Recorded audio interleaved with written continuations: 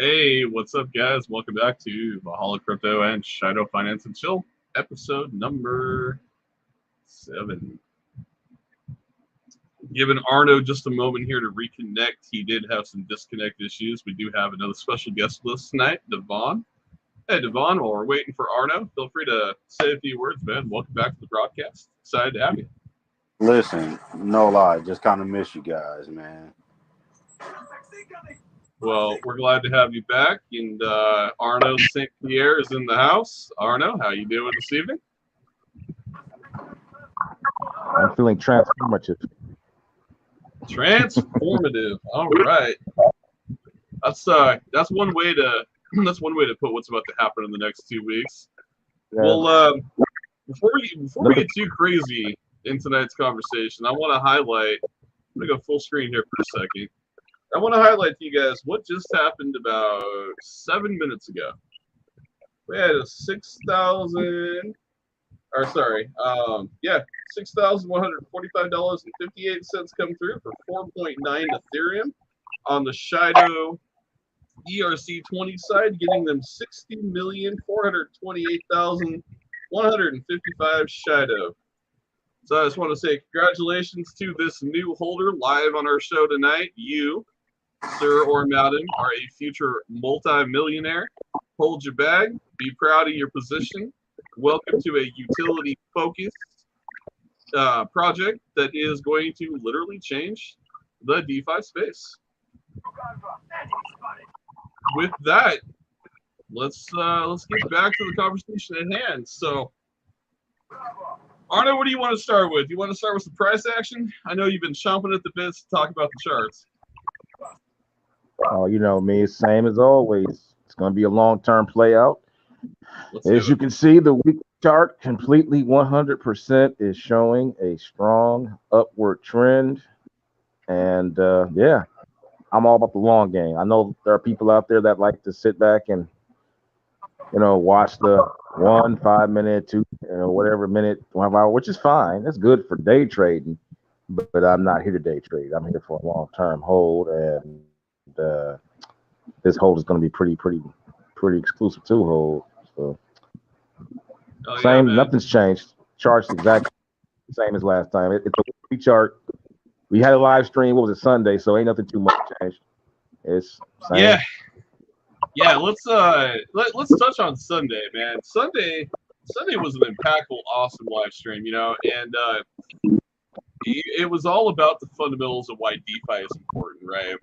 And right now, with all the fear going around in the crypto space, even today, I'm still seeing, Twitter spaces of thousands of people in them talking about FTX and the debacles and the fear of who's next, right? Because it's that unknown. Which one is going to drop next? As the dominoes begin to fall, are we looking at the downfall of the reign of the centralized exchange? My answer to that would be yes.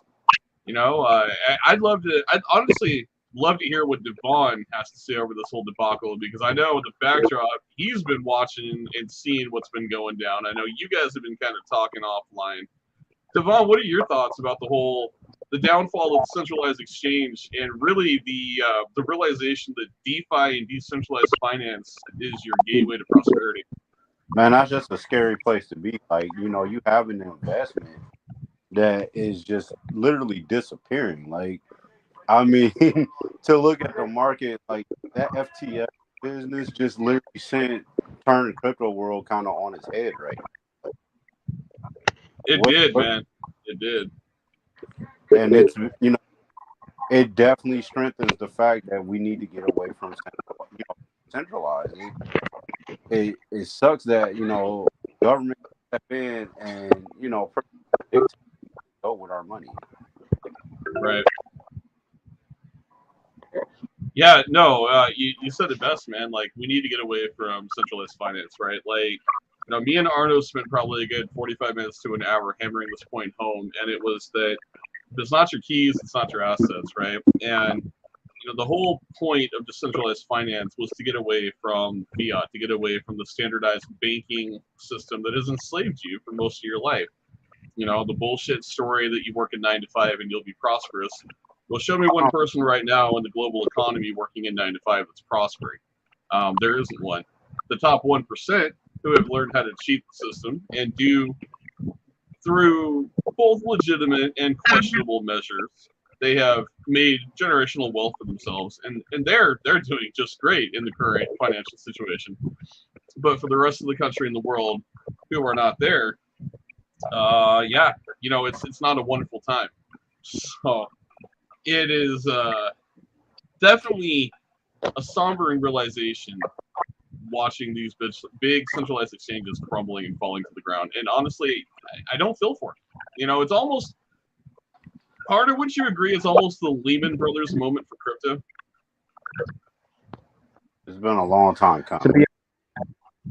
To be honest, yeah, exactly. It's a long time ago. This should have happened years ago with the Mount Gox situation. If you guys are crypto historians, you may remember back in 2014 where Mount Gox bit the bullet and about 70% of crypto holdings on there were lost, I believe. And only about maybe 200,000 Bitcoins were ever recovered.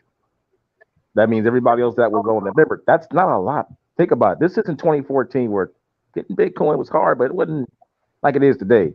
Think about it. 200,000 Bitcoin were only recovered out of the millions that exist. Wow. From the exchange that just went under. At that moment in time, decentralized finance should have been a highlighted issue. But at that time, we didn't have atomic swaps. We didn't have the answer to centralized exchanges. Atomic swaps hadn't been invented yet. They wouldn't be invented until 2016 and then put into proliferation in 2017. So that's what we have now. But with FTX happening again and creating another Mt. Gox situation, now we have the framework for DeFi to take over, and I believe that's what's going to happen in the coming months, not years. I think it's going to be months. I think it's around the corner.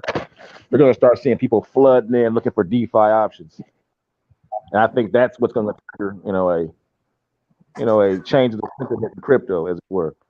Because right now everybody is running scared. There's a line from the X-Men, the movie. They said the Neanderthal was running scared, brothers and sisters. Well, that's what's happening right now. The Neanderthal is running scared right now, and everybody is looking at crypto like, oh no, I don't want to go there, simply because they're scared that someone's going to steal their assets on a centralized exchange, not knowing that there are alternatives like Shido Wallet, which will offer those type of safe havens to people while at the same time keeping you in the game of crypto. The problem with these wallets today is that they offer a safe haven, like a Trust or MetaMask. They're nice places to go, but they don't give you the access to crypto in real time to where you can make effective trades with information and be an effective trader and make it worth your time. You don't want your wallet to be a panic room for crypto.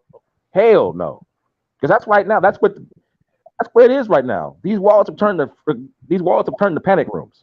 People just send their crypto over there and you're safe, but at the same time, what you're going to do when you see a coin getting ready to go? Oh, now I got to take it out and go right back to the centralized exchange to get it, because you can't get into it quickly. Or you either go to a decentralized app, but most centralized apps are single chain. So what if the token you want is on the other chain? Well, now you have to go through the process of go ahead and worm homing that token to the other chain and then going over there to swap on it. Meanwhile, your price point, if it remains there, could go. Not to mention the fees you incur along the way.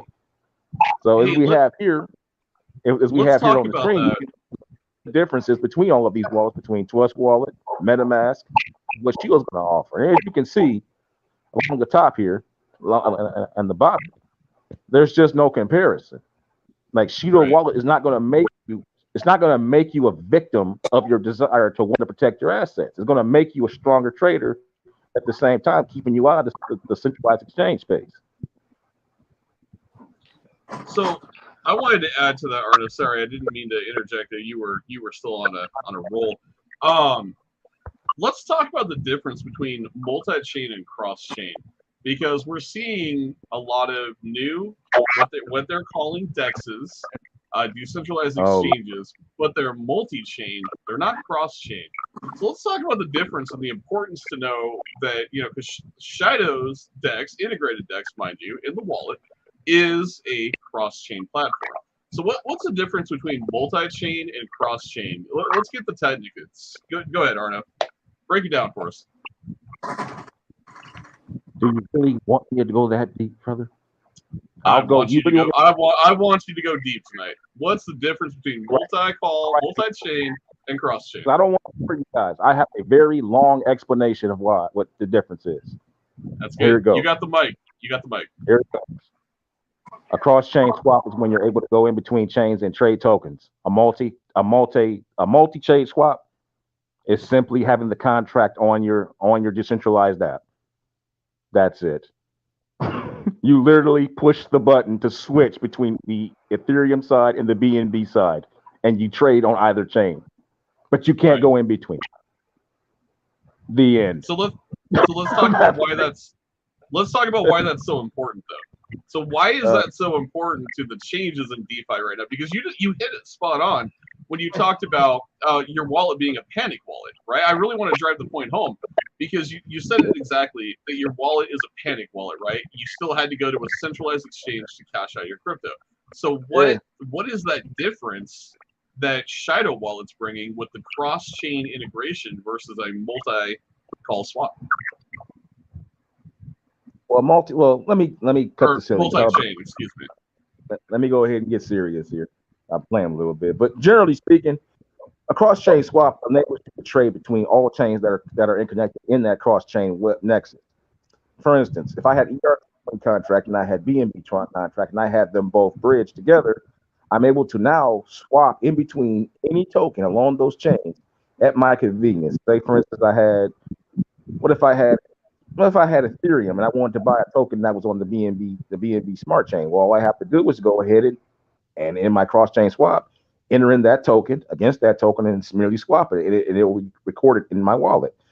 What a multi-chain swap does, and you can see this on Pancake. If you want to go to Pancake swap, you can actually go see that. All it is just having the contract there. Pull it up while you chat.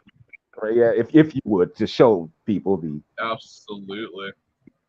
complete bare bones of what this is. I mean, it's nice, but it still doesn't. The problem is you want to get the tokens that you want, no matter where you're at with your tokens you have now at that time. All right, here we are. If you can maximize the screen so people at home can see this. You know where you're going on this? Yeah, for the most part. I mean, I'm gonna have you navigate me through it, but here we go. We're up. Okay. I want you to maximize the screen towards the upper right-hand corner. You see where the BNB sign is at? At the upper right-hand corner. The BNB smart chain? Yeah, right there. Yeah. I want you to go there and click on that. And now switch to the Ethereum side. There we go.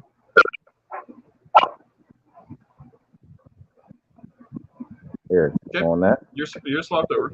There you go. Now you're swapping on the Ethereum side. Now go back up there and switch it again. Switch it back to BNB.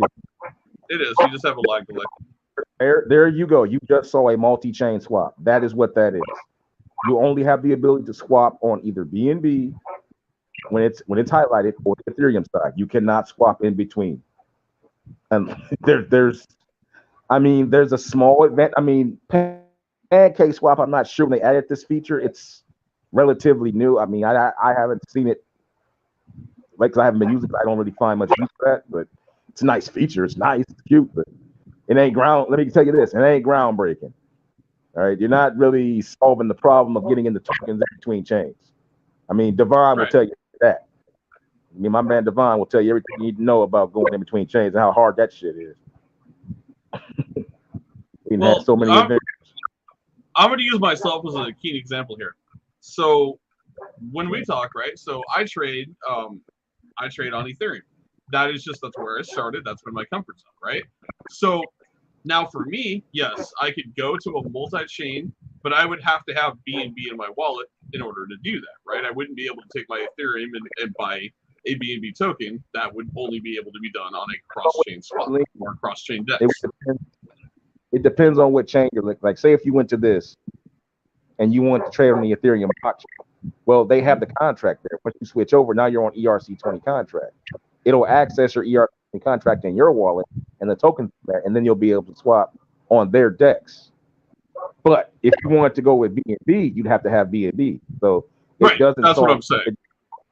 it doesn't solve the problem of cross-chain swap Right. that we need to have for decentralized exchanges to truly be, to truly take us away. Because at the end of the day, you still have to go to centralized exchanges to get other tokens that you want to get to, in lieu of not having the token that you have in your wallet on that particular chain that you want to get on. So you haven't removed that step. You're just adding the conveniency of, if you put all your wallet, if you say if you want to preload your wallet and have it in there just in case, okay, that's one way you could do it. But who wants to do that? I mean, why do I need to have all my assets, just arbitrarily tied up between both chains in the chance that maybe I might? Because why would you want to do that to yourself with that type of arbitrage? You never know what the price of BNB and Ether are going to be doing at any given time. You don't want to have your tokens just sitting there waiting for the possible chance that you might want to take a risk on the crypto. I mean, why not have it in USDT on the sidelines waiting? So you can you can do that in a cross-chain swap. You can go ahead and have it in USDT and then just cross-chain to whatever token you want to. That's the advantage that Shido wallet's going to give people. So that's what I was looking for you to answer. So basically, in Pancake Swap or your standard multi-chain swap, I would have to have both ETH and BNB in my wallet, swap the chains, swap the token. I wouldn't be able to, if I had strictly Ethereum, I would have to go through all the hassle to swap that to BNB, then go back, do the multi-chain, and then trade for the token I want. Whereas with Shido wallet and the Shido DEX, I could just have USDT. I wouldn't have to have either Ethereum or BNB, and then I could trade whatever I want. Even, let's say, if it was when we add the Polygon chain, it would be the exact same thing, right? Or Kronos, or whatever chain we add. I would be able to trade any of those tokens for my USDT. I actually have to correct you. You don't even have to have USDT. When a cross-chain swap, you can start from any point of origin. It doesn't matter what token you start with. You can literally have, name a token. I can have a Measy-Go. If I want to get a Measy-Go, it's a ERC20 contract token. I could go and get BNB. I could literally go that for BNB. Okay. Right. Easily, no problem. Gotcha. And that's the beauty. That's revolutionary. Yeah, that's removing the step. That's removing the need for centralized exchanges, because centralized exchanges have always been that liquidity provider, that intermediary that allows you to get tokens that you don't have access to on multiple chains. Now you get rid of that part of it, there's really no reason to use them other than the possibility of arbitrage. That's the only way, that's the only incentive, is arbitrage. And what arbitrage is when you take tokens out of a particular ecosystem and take it to another ecosystem with a higher price to try to take advantage of trades. Say if you have a token that's listed outright at a certain price, but in this particular market it's at a higher value. Well, if you take the tokens over there and take advantage of that price, you could trade your tokens out at a higher price. So long as you play it right without hurting yourself, you could come out ahead when you come out of the market and actually increase your money. Other than that, other than arbitrage, there's really no advantage to using centralized exchanges, because at the end of the day, it's still all about getting in and out. If you go there to do your arbitrage, but you're not gonna, I wouldn't leave it there. I would just do my arbitrage and then get the heck out of there and go back to my wallet.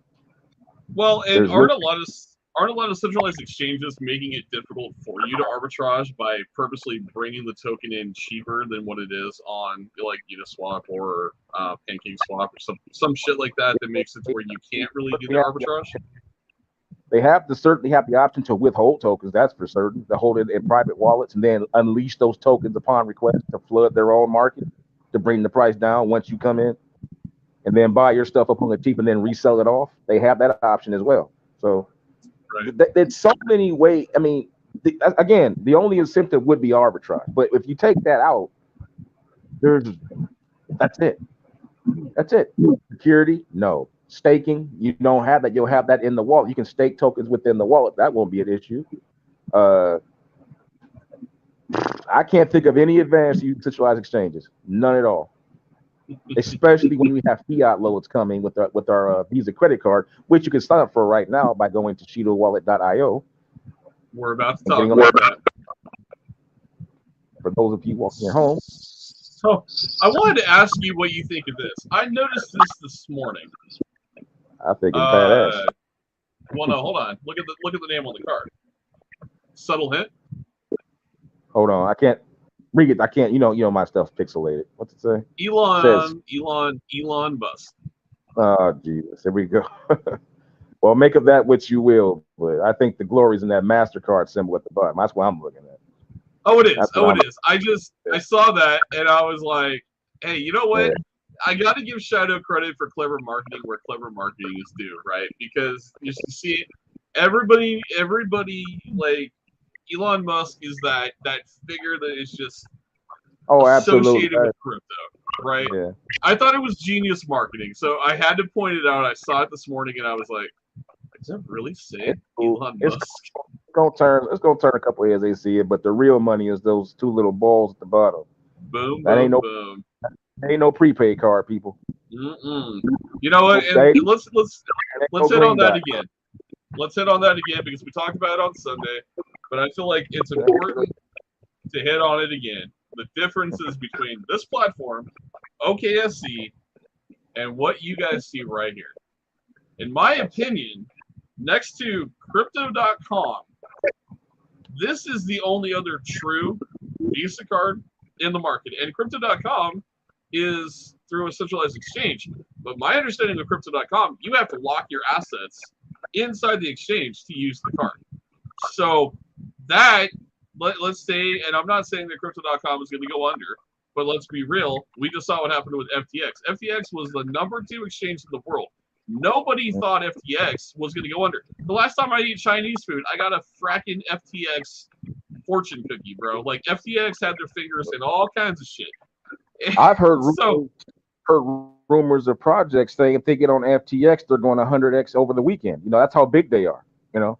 I've never seen it happen, but I've heard rumors of people saying that, but it's never happened. I've heard rumors of projects that call themselves the next Shiba that have, lots of exchanges, and they haven't accomplished that either. Well, yeah, that's neither here nor there. We won't focus on that, but those facts be as they may, this card is going to be groundbreaking, brother, because I'm telling you, Crypto.com is great, but it doesn't accommodate the common man. I mean, you're talking about $10,000 limits, $500,000 limits. I mean, come on, man. Not everybody's going to be able to get your card to be able to take advantage of your crypto, your crypto. What I'm looking for here, your crypto card. Yeah, well, your utility, as you would call it. But again, though, you know what? Let's look at it. Let's go to Crypto.com. I want to see because I do believe that you have to lock your assets behind the card. Oh, let's go take a look at absolutely. You have to lock your assets up for about, I believe it's 30 days. I thought it was 50. I thought it was 30. I hope it's 30 for good sake. Let's see here. All right, here we go. So here's the Crow card. Okay, so we got different tiers. Crazy. Okay. Oh yeah. So you have to stake it in order to spend it. So absolutely. So you would have to, whatever their staking terms are, it would have to be staked for that period in order to spend it on the card. So what is their staking terms? Let's look that up. Let's go.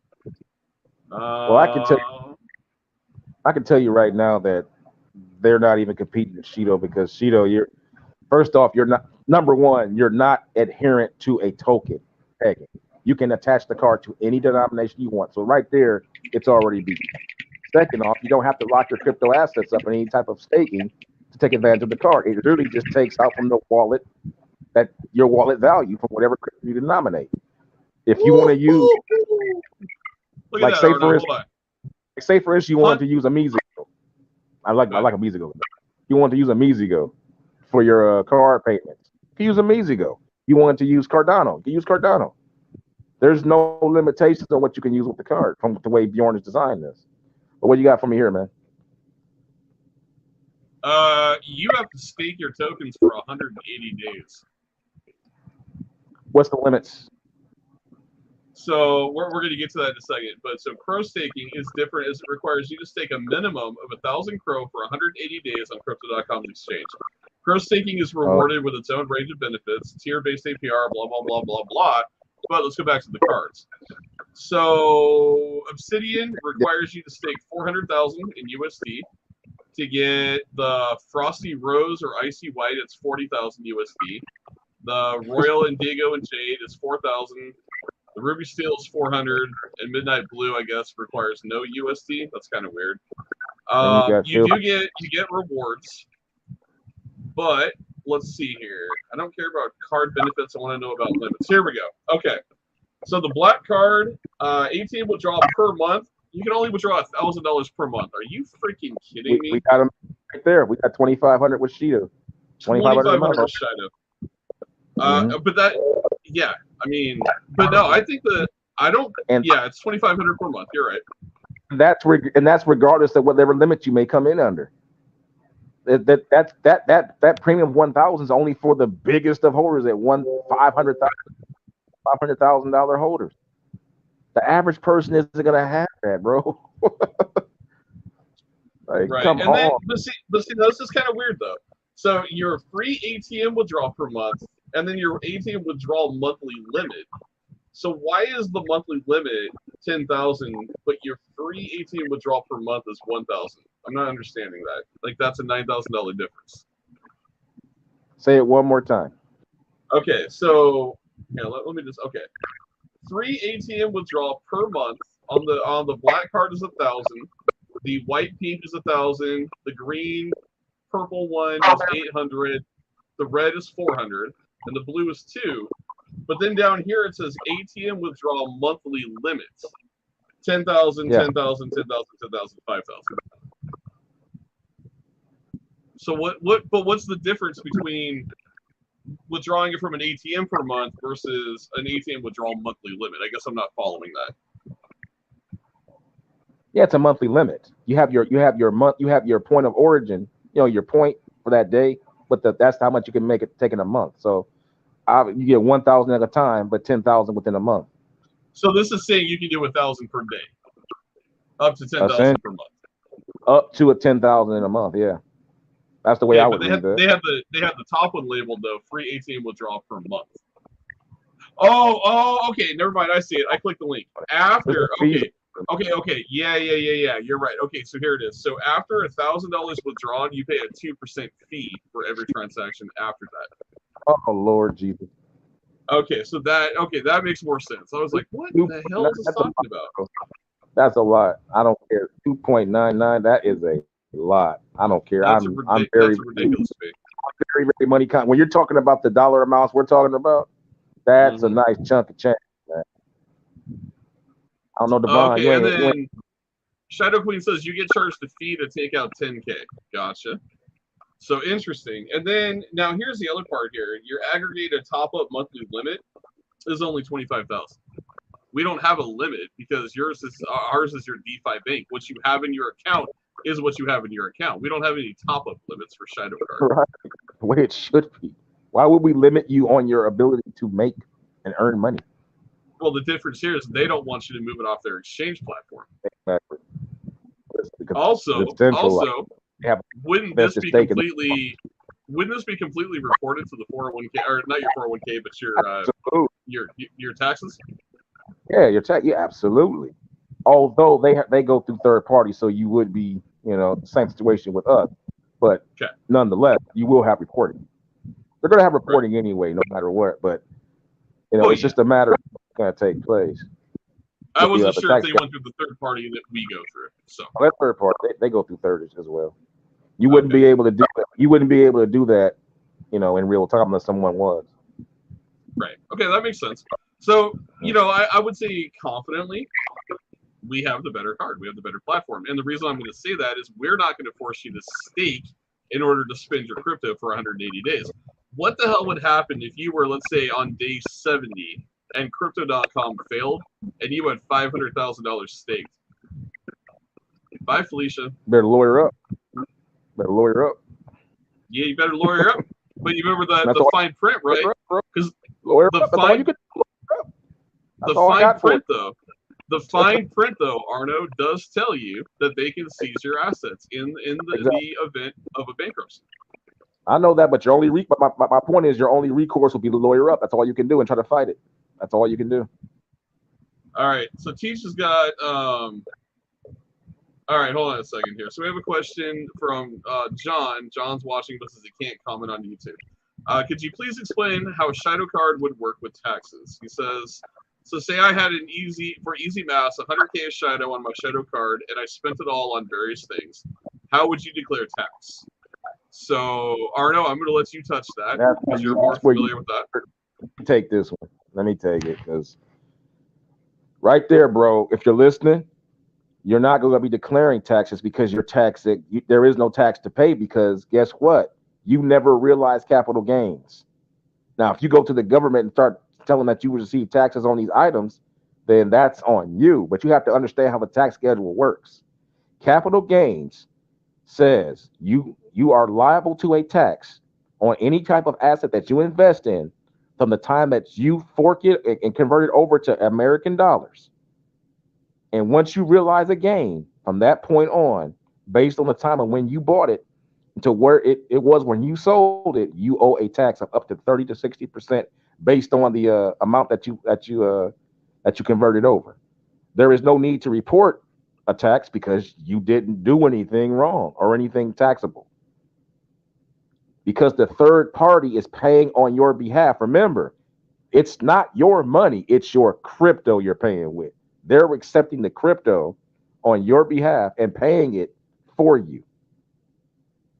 That ignites, that completely that belies the tax schedule rule.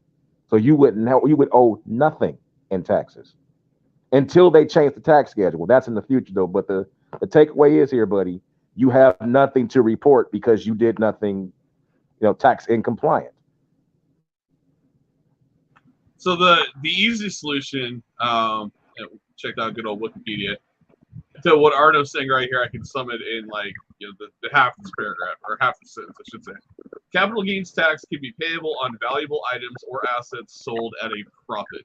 Like Arno just said, because you're staying within crypto, right? And it's going to a third party who's assuming the liability for the profit.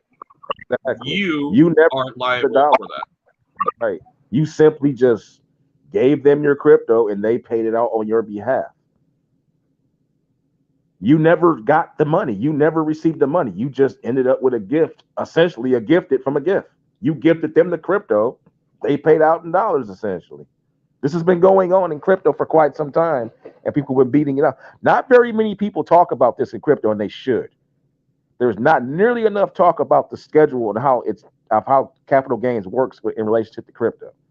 But simply put, the moment that you receive dollars from the crypto that you have, you are now taxed. And once they once they establish a paper trail, they can tax you up to the limit of where you originated your first buy, based on the state you bought it in and how much it was worth at the time and how much money you gained from that conversion. So you got to take your mind out of the idea of having to report something because there's nothing to report. Because now exactly. Now the other that will get reported is I'm sure that Visa will have records and they'll give it to the IRS and they'll go ahead and back check all that. But at that time, at this particular time, cryptocurrency from a third party, from the way it's set up, it's completely untaxable under the current law. Right, you would have to assume liability for that third party process. So basically, they can come up to you and say, Arno, we see you have an account, and we believe you bought this $100,000 vehicle. Did you buy it? You could say, I'm not going to answer that question. Because without a correct trail to connect to you, they cannot link 2 and 2 together. Because it went to a third party. You didn't sign, you didn't take possession of it. Because just like when you take your Visa card, like your bank account Visa, like for instance, I bank through a credit union, right? When I swipe that, I do a digital signature agreeing to the terms and conditions of that swipe. I'm liable for that swipe. That's different in this context because I approved a third-party vendor to buy the item, approve the approval for the retailer, and then they took crypto out of my wallet in exchange for that process. So at John, Shido Queen from John, he said you attention to Eric. Well, this is Arno speaking. I hope he got that message. So John, if you're out there, that was for you. Now, the other one here, Arno, why I'm going to say again, we're better than the Crow card. Again, outside of the fact that I don't have to stake my assets to utilize my card, is this right here, the Shido Bank. Certified, actual, physical certified bank, one in the US they work with, one in the European countries they work with. Your personal bank account and Shido wallet, where you are able to make IBAN and SWIFT, keyword here, bank transfers. Those transfers are $100,000 a day. You can transfer $100 grand a day from your Shido account to any other account in the world. That is powerful. You can take interest-free loans with crypto as collateral and swap fiat currencies right inside your wallet. You can off-ramp crypto to fiat. Let me add this. That's going to play a role with the perpetual lending as well, because those collateralized loans can also be used in leverage positions for long and shorts when the perpetual lending and trading gets launched. So that's going to be big too. Yes, absolutely. You can off-ramp crypto to fiat easily in a Shido wallet with just a click to your account. You can also use your bank account as the spending source of the Shido MasterCard. How badass, or Visa card? How badass is that? For me, again, we've talked extensively about my exit strategy because I think it's a brilliant one. If I want to buy a $600,000 home, 6 days to move that $600,000 from my Shido wallet to my account, pay the lender, and I'm done. I don't have to sit there, go through all the tedious crap of small transactions for 2 or 3 months to build up the money in an account, holding fiat, mind you, that whole time frame, to then go buy the home and then have to backtrack all that crap and all that paperwork to avoid paying capital gains. Where I can simply say, hey, I held the fiat for 6 days, 6 transfers. Here is the receipts for all 6 transfers. Here's the purchase of the home. It's a non-taxable event because I went from one asset to an appreciating asset, 0 capital gains. Thank you, sir. Fuck you, Uncle Sam, and have a great day.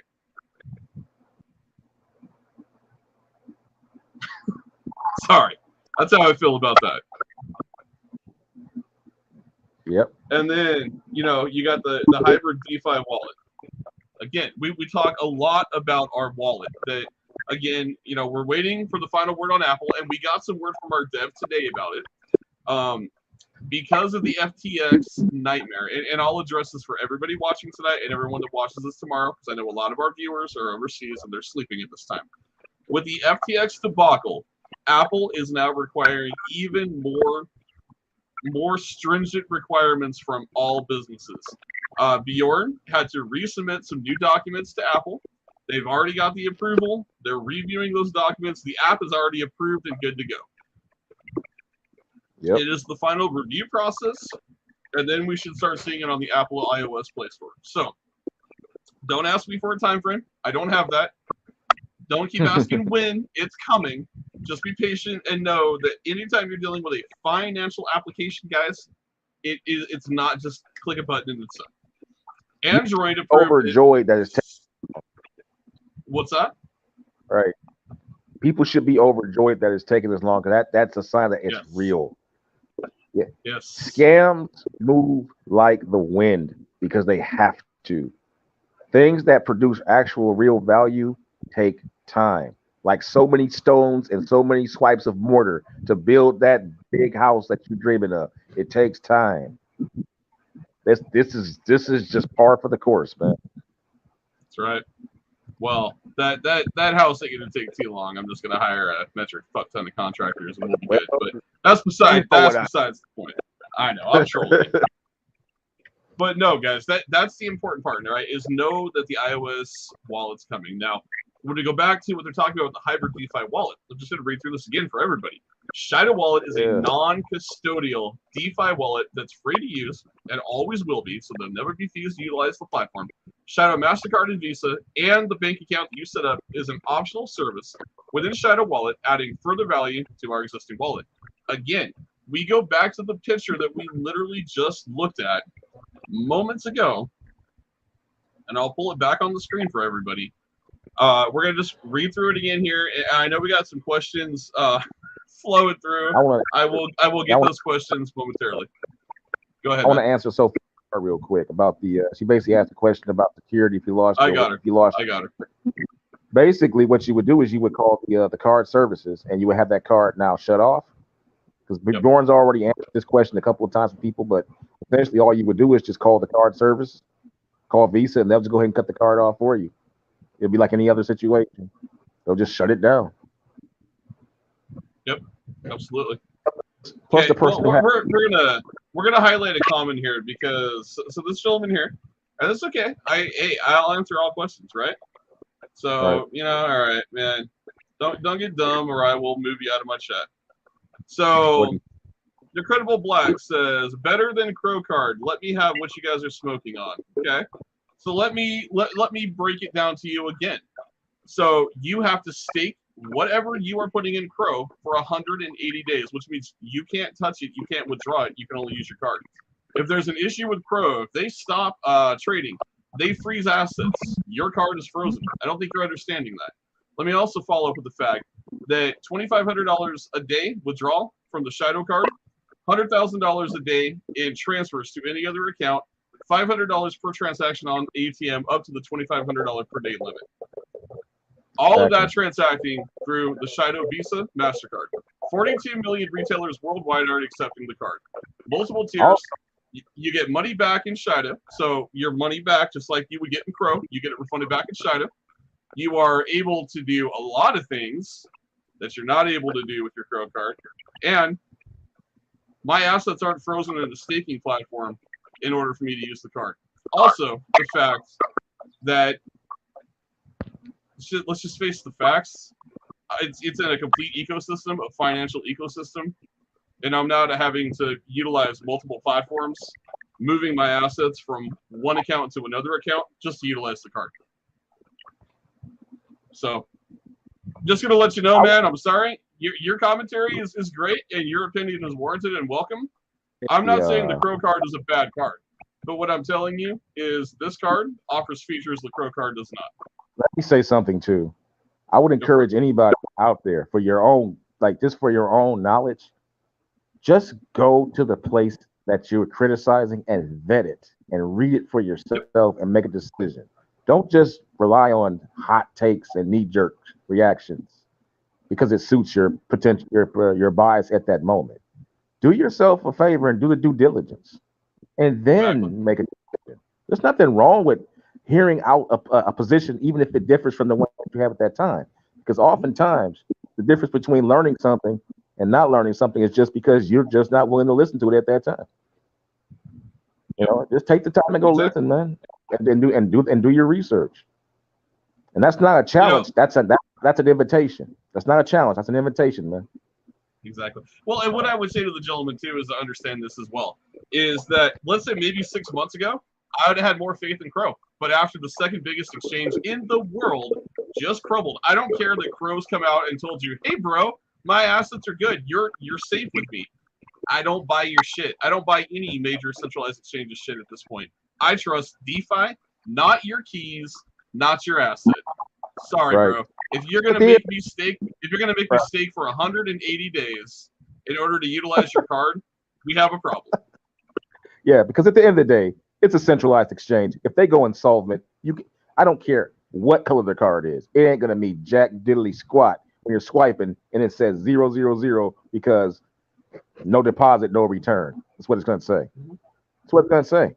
If they go insolvent, your funds are gone. Exactly. Absolutely, man. Absolutely.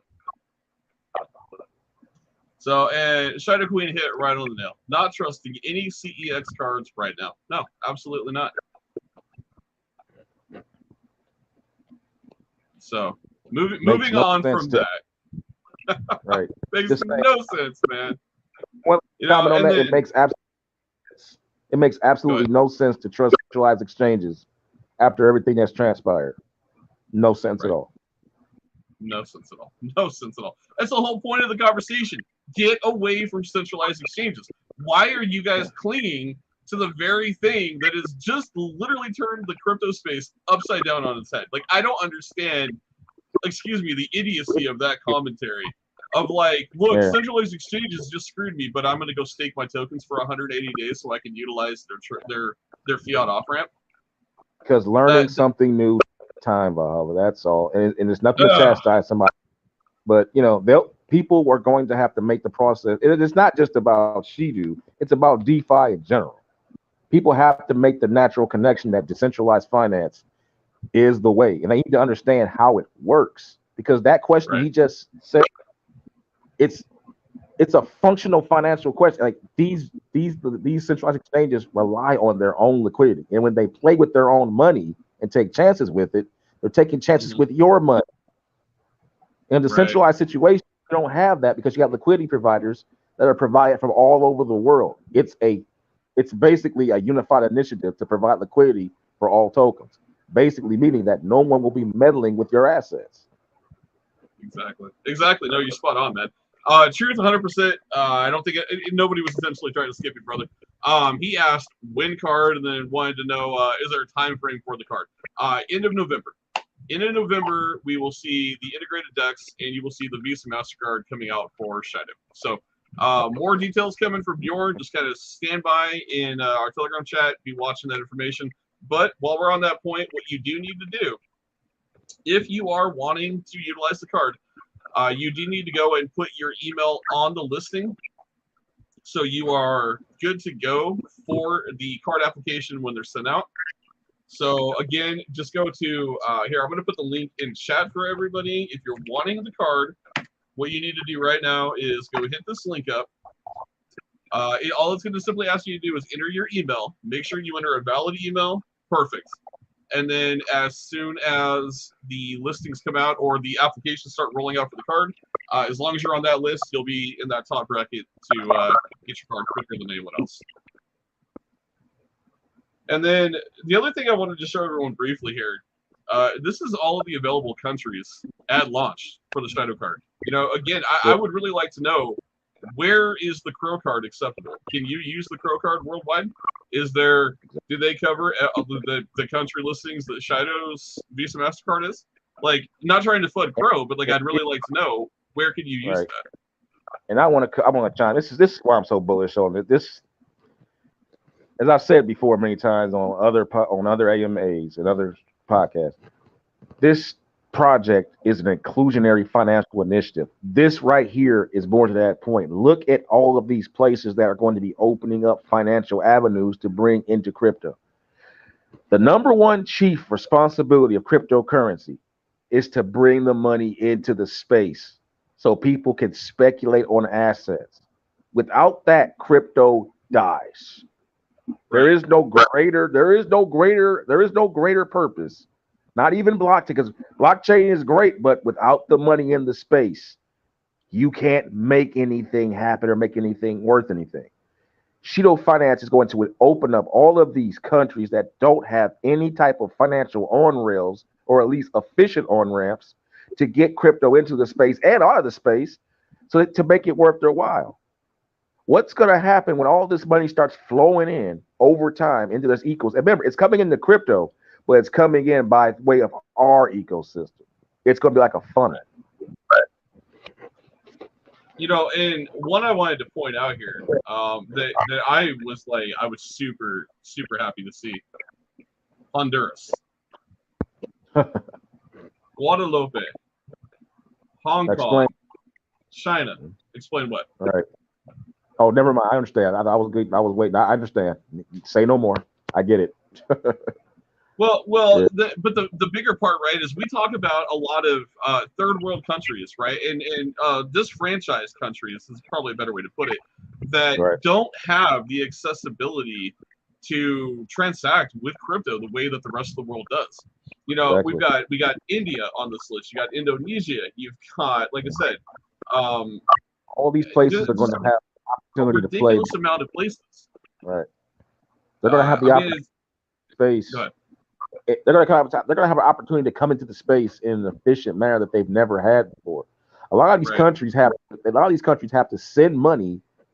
They have to send money in already identified cryptocurrencies that their country has deemed okay to trade with and to send in order to get it into the crypto space. So they might have to go ahead and put crypto in to a wallet and only get maybe something like maybe USDT or a version of USDC, and then send it to somebody else, and then they can go ahead and put it to a wallet and an address that they haven't denominated.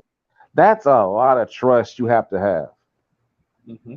You know, you're sending your money to somebody else to put on a wallet for you because you can't get the crypto that you want. You know how scary that is? But that just goes to show you the level of hungry people that are ready to get out here in crypto. You have people out here willing to send their crypto to wallets outside to get other assets. They're willing to take that risk. And Shido-Finance is going to take away all that risk and capitalize on that eagerness and bring all that new money into the space. Yeah, we had a question in chat from Pooth, who's watching the AMA. Pooth, China is on the list. Go back up here and just show you here. China, right there. China is absolutely on the list. You know, I love to see stuff like this. Freaking Egypt, man. Ecuador, Estonia. Come down here. You know, we're getting into African nations. We've got Mexico's on the list. This was a hot one, and this is a really cool one because we had a investor in the AMA ask Bjorn, "Hey, can you please add Mexico? Most cards don't work here." And Bjorn, literally within moments, the dev said, "Let me get on it. Let me see what I can do for you." There you are. Right. You requested it, and our dev did it for you. Like, come on. Show me a harder working dev in the DeFi space, man, that's actually bringing something to the table that benefits DeFi. Like just this alone to me is worth the investment. I mean, this is going to bring in so much untapped money, and that's what you need for crypto to truly. You got Saudi Arabia, you got Spain. I hear rumors that Arno wants to buy part of Spain. Better watch out if you live in Spain. Switzerland, we got Taiwan, we got Turkey. I mean, United Emirates, United Kingdom, United States of America, Uruguay, U.S. Virgin Islands, Vietnam, Zambia. I mean, guys, like, if you're not bullish over what you're seeing there with the Shido card, man, I don't know what to tell you at that point. Like, that is so groundbreaking. Yeah. If you can't see that, it's just lack of understanding. And I implore you just to go read. I mean, you'd be surprised what about 120 minutes of reading could do for your life. Just a couple hours. Not to mention, you know, and this is a flex for the people that want to use it. But Shido Visa, Shido Mastered will offer the first crypto card, period, in the crypto space, the DeFi space, that you can get that's full 24 karat gold. You want to flex, you can get a full 24 karat gold Visa card or MasterCard. I'm not gonna lie. A 24 karat Visa card, you know. Yeah, that's pretty damn baller status, right? Like I'm gonna tell you, Valhalla will have his 24 karat Visa. That's just dope. That's dope. I gotta have it. Anyways, though, I wouldn't mind having that, but I kind of like the look of the patent leather with the golden Shido insignia on it. That's the one I got my heart on that one. That's pretty dope too. That's pretty dope. Yeah. I mean, the gold is definitely a statement, but that one just looks so much more. Let me see. What's up, Devon? I definitely want to see these cards. Like, I seen the one. I haven't seen the other design yet. Let me click onto the site and look at it. I don't think we have the graphics for them just yet, but those are coming. A 24K. Yours custom made too for certain holders. Yes. Sweet. Like, if you're willing to pay for it, you can have it customly made. You know what? I'm doing a custom made one with the Valhalla V right on that goddamn MasterCard. Hey, Devon, you get clearance sons on yours. Man. Exactly. What's up? What's up? Blue and gold. Hey, so I think we need to talk about the big elephant in the room come 2023, and that is Shy 20. Arno, why don't you tell me why you're excited about Shy 20? Shy 20? She 20? She 20. She 20, baby. She 20. She's of age. She 20. But no, all jokes aside, She 20 is basically going to be the name for the contract tokens that will be on Shido Chain. Much like you have ERC20 tokens, BEP20 tokens, you have SOL20 tokens, you have AVA20 tokens. Such is the case for this. This is what you do. And let me tell you, this is just another step in the direction of a project that is on its way to becoming what I have dubbed a cornerstone cryptocurrency project. It's a cryptocurrency that will continue to endure for many, many years. Right now, no one, I made the comparisons, not so much to Ethereum, but to the energy that they had in the beginning when they started. Solana had the same type of energy. You have these projects that are sitting here that are doing these amazing things, and the price action is very stagnant.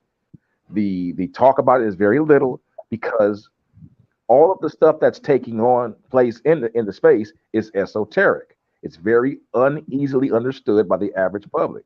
But for the DeFi savvy, for the people that understand, when you see the words SHI-20, you know what that means. It's a token contract. And token contracts mean one thing: money. Those are projects being listed on a blockchain, one after the other, with transactions that will have to be governed by this just token, this token supply that's just so huge. I mean, I don't know how we're gonna go through. I mean, it's 48 billion. That's just so much. 48 billion is so much. Oh, how are we gonna burn? That's just too much. I thought 69 trillion was a tiny amount. Man, hey, look, 60. Hey, that's what you need. If you're not making your token well above the trillions, so you can have that easy price action that no one will be able to notice in the middle of the night, you're not trying. But hey, you mean those projects that have thousands of wallets that are getting transferred tokens and selling off 40 to 50 ETH a night, but nobody notices the charts? Never mind that shit. What about SHI-20 token? Let's talk about SHI-20. Before we get to SHI-20, though, I didn't want to talk here truth 100%. So you said, are we still on track with the exchange? Teach already answered it here, and her question or her response was yes. The DEX is on time. We do believe Bjorn said today it might actually be early. God damn! I love this dev. Devon, you hear that? It's coming in November, and then hey, it might be early. Gosh. You hear that, Devon? Man. Devon, you hearing that? Again? The exchange today, Bjorn said, is on track. In fact, it is on track to potentially be earlier than expected. Wait, well, hold on. Let me clear my ears off. Say that one more time. It's coming earlier than expected. Basically, that stuff we be talking about, that stuff be happening. It's coming. That stuff be happening. I think we lost Devon. That stuff be happening. Let's just leave it at that. I got kicked.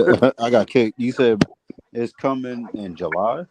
Did I? No, bro. That's fun. Get out of here with that nonsense. Devon. Yeah, it's happening, man. It keeps breaking up every time you guys say something. Okay. We understand. You just having a sound problem. So Shadow Queen is saying that basically today in chat, Bjorn said it could be coming earlier than expected. Now, she said it's either the DEX or the Perpetual. I'm actually leaning more towards believing it's the Perpetual coming earlier than expected because we already know the DEX is coming within the next 2 weeks. I would be more leaning towards it being the Perpetual. But I'm going to ask this question in the AMA on Thursday, and we'll find out for sure. And people out there who don't understand what perpetuals are. Deep breath as I go into this. What perpetuals are. Hold on. Hold the perpetual. I want to walk through SHI-20. Then we're going to hit perpetual. Oh, you want to walk through SHI-20? I'm going to read through this paragraph right here. Because this shit is bullish. So, because we all know that 90% of people don't read websites, right? Come on now. They just see a green candle and buy and ask when moon. Well, let's help the people. Let's help the people who bought on a green candle and are asking when moon. because we like you and I want you to become a millionaire. So let's talk about how we're going to get you there. Let's talk about Shy 20. So I'm going to pull this up here, and I'm going to read through this, and then we're going to have a conversation about it, and then we'll hit Arno's personal favorite, which is perpetuals and 100x limited positions. It's all my favorite. All right. So Shido Chain, layer 1 EVM blockchain. I'm going to get a little nerdy. We'll explain it towards the end. We'll simplify it for everybody, I promise. Shido Chain is a layer 1 EVM blockchain that has special attributes designed for high transaction speed. That's important. Security and reliability. Shido is the native currency, remember this, on Shido Chain and the governance token in all of our utilities. That is our complete financial ecosystem. Shido Chain is under development and set to launch during the first half of 2023. That's Q1, ladies and gentlemen. Damn. Shido Chain is using Ethereum virtual machine software platform. The EVM grants developers the ability to easily create smart contracts and dApps on Shido Chain. Shido Chain is built using Solidity programming language, which is also a strategic decision. Most blockchain developers are experienced in Solidity, and it will also make it more easy to drive the adoption of Shido Chain. The cross-chain compatibility makes it easy to migrate dApps and smart contracts onto Shido Chain. Shido Chain is using POS, proof of stake, as consensus mechanisms to confirm transactions and generate new blocks through validators. This ensures that Shido Chain maintains a high transaction speed and is more environmentally friendly. All very important things. Shido Chain is able to support fast block generations around every 3 seconds. As a comparison, this is where it gets good, to the Ethereum network that generates blocks every 12 seconds. Our proof-of-stake consensus mechanism will give Shido more authority for security and reliability reasons of Shido Chain. Shido will have the ability, if chosen, to exercise this right of vetting validators for the delegators to vote upon. This means that Shido has the right to approve all validators that wants to participate in block creations. To make sure Shido Chain remains as decentralized as possible, Shido is forced to vet a large number of validators, giving the delegators many options. Oh, delegators, I'm sorry. I misread that. This proof of stake with authority ensures that Shido, in a much better way, can ensure that Shido Chain will stay secure and reliable as a blockchain. It will not make Shido Chain less decentralized, as Shido is forced to choose a large number of validators, but it will secure the quality of the chain as a whole, both in terms of security and transaction speed. Shido is also building Shido Bridge that works with Shido Chain. Using Shido Bridge, you are able to create and mint new tokens on the Shido Chain. The newly minted tokens are pegged to the value of the original token. So users are able to migrate tokens to Shido Chain, increasing the adoption rate. This is what is known in general as a wrapped token. You see that all the time in Ethereum. You are able to use the bridge to unwrap the tokens again and back to the chain of origin. We will not charge any fee for bridging tokens. It will be free besides the gas fee from the original chain. We will always encourage adoption of Shido Chain. Shido will start, this is important, an incubation program for Shido Chain. There will be at least 3 significant airdrops from 3 different projects on Shido Chain for the first DEX, Launchpad, and Oracle launched on Shido Chain. We will airdrop their native tokens for the current holders of Shido. Hold your bags, people. Product users and contributors. What's up, Devon? Go ahead, man. You hear that, ladies? You need to hold on to those bags. Go ahead. I'm sorry. No, you're good, man. Comments are always welcome, brother. Details will be shared at a later stage, so stand by for that at a later date. But it all starts right now. Snapshots of Shido holders are being taken even before more details regarding the incubation program are announced. If you are holding Shido today, you will be eligible for an airdrop. Shido Chain has high transaction speeds and low gas fees by design.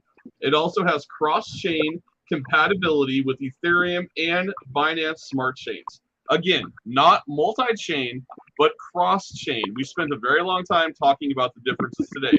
Multi-chain kind of means doo-doo. Think of Pancake Swap. It's going the way of the dodos. Cross-chain is the new hot thing. Okay, where was that? As Shido Chain is EVM compatible, it will be easy for Solidity developers to migrate dApps and smart contracts onto Shido Chain. Shido Chain will have a high focus on DeFi, play-to-earn gaming, and metaverses. Shido Chain is set to launch the first half of 2023. All right. Bullish sentiment. What are we thinking? Are you asking my thoughts? I'm asking your thoughts.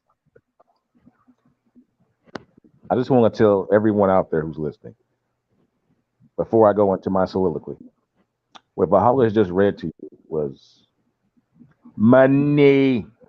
Okay, that is money. Do you understand the level of utility density that this man just read to you? You have, first off, you have decentralized applications. That's number one. That's the first thing that's at the dance. We already know that. The second thing is you're going to have the governance of all of these tokens and their transactions along this blockchain. That's number two. And that they will be able to not only be able to wrap and peg their own token to their token within the blockchain. And guess who's going to govern those transactions of those peggings? The Shido token. See, the devil's in the details, people. Connect the dots to that one. If you're on the Shido blockchain and you're making wrapped assets, who's governing those peggings? Similar to what goes on the Ethereum blockchain with those peggings and their tokens. There's a reason why the Ethereum blockchain, despite being in a bear market, is still holding a price of over $1,000+. Okay, there's a reason for that. Because it's providing solidified ground for projects to operate. Then you start talking about the fact that Solidity, and Bjorn is so smart. I even said this to Bjorn on our AMA. He's smart because he's leveraging the power of Solidity blockchain protocol to be able to use the newness of the blockchain to lure other projects over there, because he knows under proof of staking, they'll have better sway of their projects and transaction costs by being first to the yard. The reason why these projects are on Ethereum blockchain that are competing and having a hard time is because, simply put, the proof of staking there makes it very difficult to get your transactions prioritized when the blockchain there gets congested with a lot of projects. It just makes all the sense in the world to migrate your token to another blockchain that has the same proof of stake protocol, but with a far smaller user base, if not none, if you're first to the yard, and get your transactions prioritized. Guess who's going to be who's going to be governing all those transactions? The Shido token supply, which you hold, hopefully. And then in closing, finally, cross-chain swaps within the blockchain, within all their own tokens. Jesus Christ. When you're talking about all of these situations happening on the blockchain with all of these tokens being interconnected and having the ability to have readability between each other, again, it comes down to one important factor. They have to pay daddy. And daddy is the Shido token, which I hope that you're holding right now. You see, people, projects like this, as I've said before, always start off with no fanfare because they're so boring. I'm just keeping it real. They're boring because to realize the framework, you have to see it in actual motion. There's a reason why Vitalik Buterin looks. You go back and watch his other early videos. It's dry. It's boring. I get it. You listen to Bjorn talk. If you're not invested in the project, yeah, he's like, who's this guy? He's just talking about all this blah blah stuff. But when you strip it down at its part means, and you truly understand what DeFi is, or as I like to call the DeFi savvy, if you are DeFi savvy, you understand where this project is going. And it doesn't take you very long before you get your butt in there and you park your money because you know what's coming. You're not waiting for a pump and dump or a 2-week pumper where you can throw out your money and speculate somewhere else. No, you know, you just stumbled on, because I know, listen, I'm glad to be here. This is pure luck. It's like 99% luck, 1% smart. Okay, someone told me about it. I read the white paper. I make a decision. I know where I'm at. That's full. This is pure, mostly luck. 1% smart. But then again, when a dev is putting out information like this, you really don't have to be that smart. It's kind of in your face. It's kind of in your face. I mean, he's telling you he's doing all this. So well, you take a look. You take what I would say, Arno. Yeah, let me finish this. Go ahead. This last point. You take a history. Look at the history of crypto, what blockchains have done in the past, and just extrapolate what's coming with this, knowing what you have just heard Baha'u'llah read, and then you go do your homework, and you make a decision for yourself, not financial advice. Wow. You're good, man. All I wanted to add into that while you were going is there's more than 1% smart there, bro. I would say for you, because there will come a day when we talk about our exit from, when we talk about the Great Exodus. We're not there yet. We'll talk about it at some point. And for Arno, the Great Exodus was about a month and a half before mine was. And it was, this is coming? And there's this? And the supply is this? And the market cap is shit. It was a matter of, he looked at three things: utilities, supply, market cap. I'm out. I'm in. Hi, Shido. How are you doing today? Listen, I will disclose this much. After reading the white paper and watching one of Bjorn's archived AMAs on YouTube, it took me an hour to make the decision. 1 hour. That whole process was like within 1 hour. Well, that's how dense this project is. This project is he's like Vitalik, bro. Bjorn, bro, I know you watch these AMAs every day, so I want to give you a personal shout out. First and foremost, in my opinion, you are the most transparent dev in the DeFi space, period. You are the dev that is delivering a financial ecosystem in the greatest perils of crypto, and your timing could not be better, man. So when we compare you to Vitalik Buterin, that's genuine. Because I watch your AMAs, I sit here and I watch videos from 2014 of Vitalik Buterin trying to convince people why Ethereum was going to change the world, and people looked at him and kind of went, "Yeah, whatever. It's all about Bitcoin." Well, where are we at? Where are we at today? Nobody cares.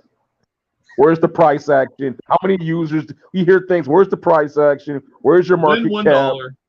Win $1. How many users do you have? Like, that makes no sense. Why would you want to speculate on an asset that already has a user base? By that time, the margin for a profit's gone. I mean, that makes no sense. I mean, but why no worldwide marketing? Why no worldwide marketing, sir? Why didn't you show up to a New York conference with a table full of bananas and cookies? Oh shit! Especially when you were the ones that were co-sponsoring it. Fired, man. Fired shots. Well, hey. Hey. Damn. I'm not talking about cookies. I'm not talking about you. Just saying it's a possibility that someone may have been, foolish enough to do something like that. I mean, I can't imagine somebody showing up with a push table and a pair of bananas dressed in hoodies. Don't forget the painter's tape holding the signs on. Oh yeah, well the masking tape for the sign. Oh yeah, well. Straight painter's tape. You said painter. Straight electric. Yes. Damn it, Arno. Straight electrified. You're making me act like I'm stuttering over here. I have a small delay, man. I'm sorry. It's okay, bro. God damn it, Arno. But hey, so I wanted to bring this up here because this is about to make your day. I see some other points. I will get to you guys here as soon as I can on the questions. Shadow Queen answered your question for you. You ready to get excited? We can offer deep liquidity upon launch and to trade leverage up to 100x on many assets. He's talking about the perpetual platform. It is, of course, fully decentralized. The best part, we are ahead of schedule. Launch date reveal soon. Just one more bullish aspect. Okay, right. So we got the decentralized cross-chain, not multi-chain DEX. 7 chains combined, by the way. Not all at once, but they will come online as the DEX progresses. You have the Shido wallet on Android and iOS, fiat on and off ramps, Visa, MasterCard, True cards with true banks and allowing you to do things that a lot of other cards don't allow you to do, such as OKSC. You know, we can all talk about OKSC and the different projects and have their logos here. And then, last but not least, right, we have the damn perpetual. We have the damn perpetual platform and the staking farming of the DAO all coming in the same piece of hardware, the same software, same hardware wallet, all of it coming right at your fingertips for you to do everything on. That was wonderful, but I have to be honest, when you brought that screen up, I thought that was a Pop-Tart. Seriously. I thought that was a straight up Pop-Tart, bro. I thought that was a freaking Pop-Tart. No, there's an electrified Pop-Tart floating around on Twitter if you care to look it up. That's enough. That's enough. We're going too far. Straight electric, bro. That's enough. I can't, man. There will come a day. God damn. Myself, man. Sophia says, I really hope Bjorn considers the crypto university idea. When you first start learning about crypto, the learning curve is steep, and you don't know which resources you can trust. I agree. University is quite an undertaking, but would be cool to see Bjorn do. Sophia also says, I also wonder how many people really understand how big some of the shadow utilities are. I get to answer that. I think maybe 0.01% of the DeFi space right now, because they're too concerned about electrified meme coins. But there will come a time when the true utility kings reign. I'm just saying, like, there's a lot of electrified meme coins, right? There's proof of memes, there's Shiba, there's Doge. There's a lot of stuff that's flying right now. There's electrified Pop-Tarts. There's electrified electrified Pop-Tarts with taxable events. Yeah. God damn. Hey, I hope the $2.99 was worth it, bro. Devon, they talking about putting crypto on green dot cards, man.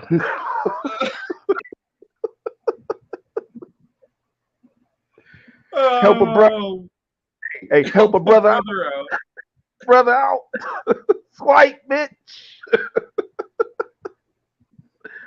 Shadow Queen says, and for utilities, I don't think until the marketing starts, people will finally see. And I agree. And that's the thing to touch on, right? Is there is a worldwide massive marketing campaign that's coming. You've already seen some billboards out there. I loved it. The MetaMask killer. I'm so sorry, bro, but when you have features like this, it's hard for you to tell me that MetaMask is relevant. And here's the thing. Back to what I said before. These wallets right now are like panic rooms for crypto. They're panic rooms. You go into them, but they take you out of the game, bro. You're out of the game. Like, you can only swap on that one chain that your crypto was on unless you bring it back out and try to do either a wormhole or a swap over. And that takes more fees. There's no need for all that. Who wants to go through all that hassle? All right. Like, it looks like we have some questions in chat. Hold up. While you're continuing, I'm going to pull a Telegram chat here. No, you're good. You continue on. Let me pull some questions here. That Shido-Finance side is ridiculous, man. God. Don't you love that? Jesus Christ, that's so chic. Cornerstone. So Cornerstone. Yeah, Cornerstone. It looks like just looks like something. It looks like a financial firm. Like you're going in a building or something. Yeah.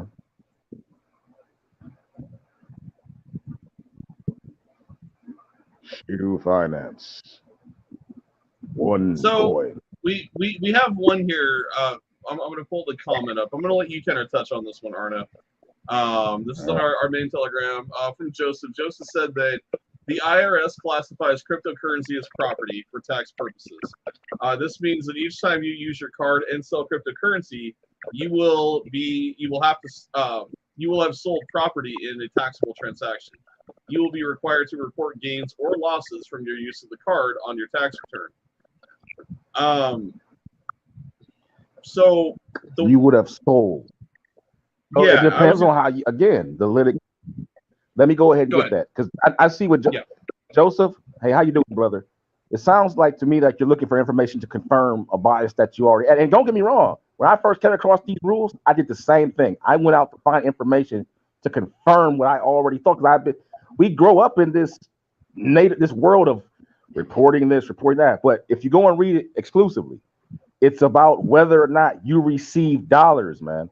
Even if someone takes the crypto from you and you receive dollars, that's the taxable event.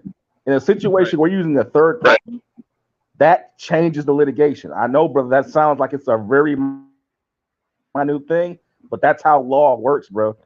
You have to look at it wholeheartedly and take it word for word. You can't go out there and force it and twist this arm, because you're doing yourself a disservice. If you go ahead and just turn it into what you want it to believe, then yeah, it's going to say that. But the rules state you have to sell it into dollars and make a taxable event. If a situation comes about where you're just giving it away and then someone pays on your behalf, that's not taxable. That's not a sale. There's no litigation on that, because when that tax law was written, remember, these laws were written before cryptocurrency existed. They're just shoehorning that little part in there right now because they don't understand how it works. Third-party cryptocurrency cards did not exist when property tax capital gains was written, bro. You have to take that in consideration, Joseph, my man. So please go back and take a real good look at it real slowly and understand that third parties change the entire litigation on that. Yeah, and Joseph, by all means, man, like we're highlighting your comment for some clarification. So, anything we say on the stream, it's not financial advice. We're telling you based on the tax laws that we're reading and how the tax laws are interacting with third-party transactions, that the way that this is set up and orchestrated, it's not a taxable event because you're not actually going into fiat. Now, an example to this, and I'm actually going to use an individual that I know. I'm not going to name names, but her son made the mistake of taking his crypto into USDT and transferring it into the Coinbase exchange. That triggered a taxable event because inside the exchange, USDT was taxable. And he was just holding the coin, had no idea. And he got, I think it was like $100,000 something that he was told he had to pay in taxes by the IRS. That, because you took it out of DeFi and moved it into a centralized exchange, that caused that to be a taxable offense. So you want to be careful. You want to be careful when you talk about taxes, but you also want to be clear on the rules and regulations. And unless you've read all the tax law, I'm gonna say that there are things there that you're missing. So great points, valid points, but there are some things that you are missing on that extent. And it looks like we lost Arda for a moment there. Let's see, we'll give him a second here. Oh, okay. All right. Subsailor, that Trump announced his candidacy for the presidency. He will turn this economy around. Politics is one thing I do try to stay away from talking about, especially on this platform. But I will say that Trump was good for the economy. Hey, there's Arna. Welcome back, brother. We lost you for a second. Am I on my back? Yeah, I don't know how much you guys got that, but Joe, like, again, all due respect, again, no one's attacking you, Joe. You have every right to vet this. Get the understanding, Joe. I'm behind you 100% for doing your due diligence. You deserve our applause. Most people don't go the extra mile. They just sit back and accept it. Great, vet it as much as you can. But my I like Joe. He's always very transparent. Always asks questions. Good dude. All right, Joe. Good for you. Yeah, she got my respect. But the reality of it is that these laws were written in a bygone era. We're talking like deep back in the Some of these laws go back to the 19th century. Mm-hmm. Some of them do tax law for capital gains. When they were written, they could not have foreseen cryptocurrency.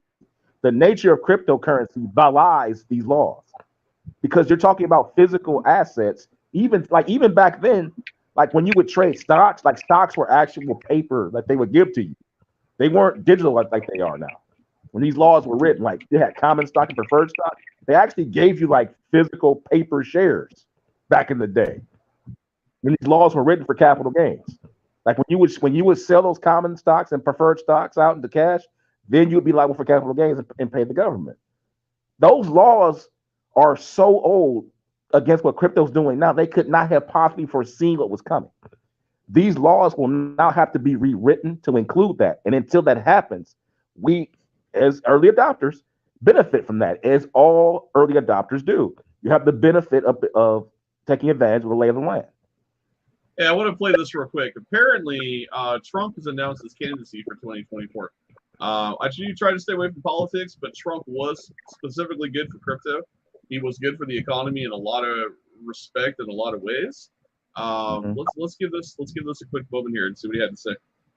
I want to thank you all for being here tonight. It's a very special occasion at a very special place. You and all of those watching are the heart and soul of this incredible movement and the greatest country in the history of the world. It's very simple. There has never been anything like it, this great movement of ours. Never been anything like it, and perhaps there will never be anything like it again. There's never been anything to compete with what we have all done.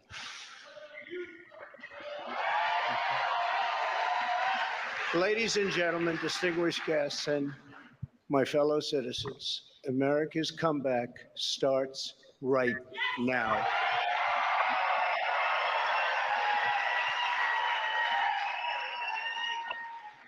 Two years ago, when I left office, the United States stood ready for its golden age. Our nation was at the pinnacle of power, prosperity, and prestige, towering above all rivals, vanquishing all enemies, and striding into the future, confident and so strong. In 4 short years, everybody was doing great. Men, women, African Americans, Asian Americans, Hispanic Americans, everybody was thriving like never before.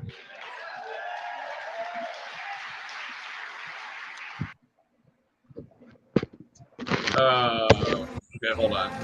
I guess Teach said it was like 10 minutes in. I was hoping that was going to be the short snippet. Let me see if I can find it real quick. Focus back on crypto, man. Even though yeah.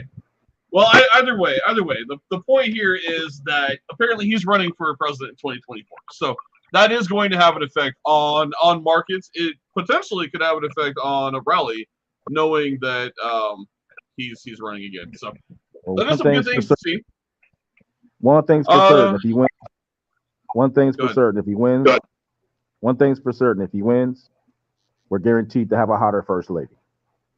God damn it! All right, let me see here. Last time, they're probably younger than the last. Shit, God, you're terrible. John has a good question here. I'd like you to address this one for John. He says we can never guess a price. We all know that neither should we. But are you confident we will hit a penny? And if so, what are we thinking end of the next bull run? So John, I'm gonna kind of lead with it, and I'm gonna hand it to Arno here. I'm gonna pull you up to an example here, right? CoinMarketCap. We like to use Solana as a key example. Okay, Solana is nothing but a blockchain. Now, Solana, yes, has a smaller supply than Shido. So take that into consideration. I'm not telling you that Shido is going to run for $14.49. Also understand, too, that Solana is inflationary. Yes, we are hyperdeflationary. And we're extremely hyperdeflationary with both the burn being implemented in the DEX and the burn being implemented in the blockchain. Also, the manual burns. I was saying that Solana is inflationary. That's what I was saying. Right. No, that's a great point. Right. So with that being said, right, when we talk about potential price action for Shido, just a blockchain is trading at $14.50 with a lesser supply. So now let's be real and let's take that back to Shido. When we look at Shido and everything that Shido is bringing to the table, You have the DEX. You've got the Shadow Wallet, Android, iOS. You got the Visa, MasterCard. You have the Perpetual. You have the DAO. You have the Play to Earn Gaming, and you have the blockchain. Then we have a whole slew of utility that's coming later in 2023 that we don't even know about. Props to Hans for talking about this earlier today. Hans made a simple post in our Telegram chat, told everybody one thing. There's more utility coming later 2023 you guys don't even know about. This, and I quote from Hans, is just the beginning. Good Lord. I will leave you with where that is. So if you can honestly tell me that you think with all of this utility solving the biggest issue in the DeFi space today, which is centralized exchanges, I don't care what anyone has to say, centralized exchanges are the issue, and you are going to tell me that this token solving that problem cannot hit a penny, brother, I'm going to spend a little bit of time and read through what you're invested in. Arno, I'm going to let you touch on it. Valhalla, I just want you to go ahead. Let's just do it. Let's go and give them the shiny stuff. If you don't believe what do you want to do? Let's take the Solana initiative and what they've done with their market cap, and let's put it against our supply and see what our price would be. All What's right. their market cap? It should be. So the Solana market cap is. Do you want fully diluted or do you want the market cap? You want fully diluted, right? I'll take diluted. Let's keep it real. Okay. 7,746,825,069. Okay. Now Solana supply as it stands now. Their supply as it stands right now. Let's see here. I'm gonna shoot it to you. It should be 300+ million. Yeah, it's 362,267,000. 61.10. Okay. If you could be so good to take that number and then divide their market cap by our supply of 48 billion. So you want me to take the circulating supply and divide it into our market cap of 48 billion? Take that, take their market cap of 7+ billion and divide it by our supply. Gotcha. Of 48 billion.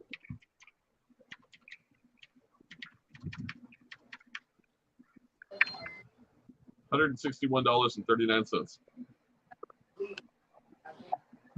Did you take? I wanted you to take their market cap and then divide it by 48 billion. That would be Shido's token supply. Hold on. It wouldn't be. Well, let me see why that came out weird. So 7,746,825,069 divided by 48 billion, right? Mm-hmm. Oh, my bad. There we go. I was missing 3 zeros. All right, there we are. And where's our price?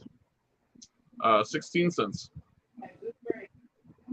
Isn't that about what I said? About 4 to 6 months, about 10 after the wallet gets up and launched. Yeah, yep. That's what the supply that we have now. Right, and as our supply continues to burn, and as our supply continues to burn, which it will. Right. Now, keep in mind, brother, out there. We're taking this from now the all-time high for Solana was far greater than this. But that's neither here nor there. The real thing is the stress of utility. I like using that term, utility dense. This project is very utility dense. It's not just handling smart contracts on the blockchain, which to me is a great thing to be a part of. But when you factor in the DEX and the blockchain together and the token supply being spread amongst both of those initiatives, you can begin to see where the price will go to based on other cryptocurrency projects that have performed other duties, such as this. Solana, I believe, scales to about 50,000 transactions per second. Bjorn's already said they haven't given us the exact number, but I've already said if we're able just to reach 10,000 TPS in a bare minimum, you're going to see a price jump. That's going to be a lot of transactions going through even at that on Shido chain. But as you can see, if you just take the supply, if you took their market cap and put it against ours, that's 16 cents per token. Now imagine, you can go ahead and just take tokens right now and times it by 16 cents. 10 million tokens. Take what now? 10 million? Yep. Take 10 million. Which I think right now that's about what, $1,000 in Shido? It's 1,600,000. That's 16 Times cents that on 10 million tokens. That would be how much? 1.6 million? 1.6. That's $1.6 million. To me, that's a failure. Because what this project's going to be doing, if it only goes to 16 cents, I'll be shocked. Right. So John did correct himself. Not financial advice, but it's just me recounting history on all. You look at all blockchain projects, and then you look at all projects that having to do with upping their transactions per second. The transactions per second go up, and then the tokens on there go up. It's either one or the other. You either have a surplus of tokens on there doing transactions all day, and you have a stress point like Ethereum has, or you have a high transaction rate and you have a stress point with transactions going through all day, and you make the fees lower, so you have more transactions going through, like Solana does. There you get your price squeeze. It's going to be one or the other. It's either through project saturation, or you have high transaction rate, and either one of those two is going to contribute to the price going up. That doesn't even take into consideration what the DEX is going to be doing. And let me tell you, make the correlation. You have direct fiat coming into the ecosystem with money going against those swaps, aka trades, whatever you want to call them, swaps, trades, it's all the same. Perpetual lends and positions, and then the staking governance that takes place. All of these, and then of course, Mr. Hans, shout out to him for all of the shout outs about the yet to come. All of this token governance is going to put a stress on that token supply. That price, in my opinion, is going to rise ginormous. So I wanted to touch here real quick. So John actually corrected himself here. He said he meant to see $1. So he's in the ballpark of seeing 16 cents. It seems His like question is, did he correct that after he saw 16 cents? No, it's almost he corrected that. No. I meant to interject, but you were going. So when he put his initial post, I scrolled down a little bit further. He corrected that to $1. Will it go to $1? Man, that's got to be the most. I gotta be honest, man. That's the most asked question in crypto.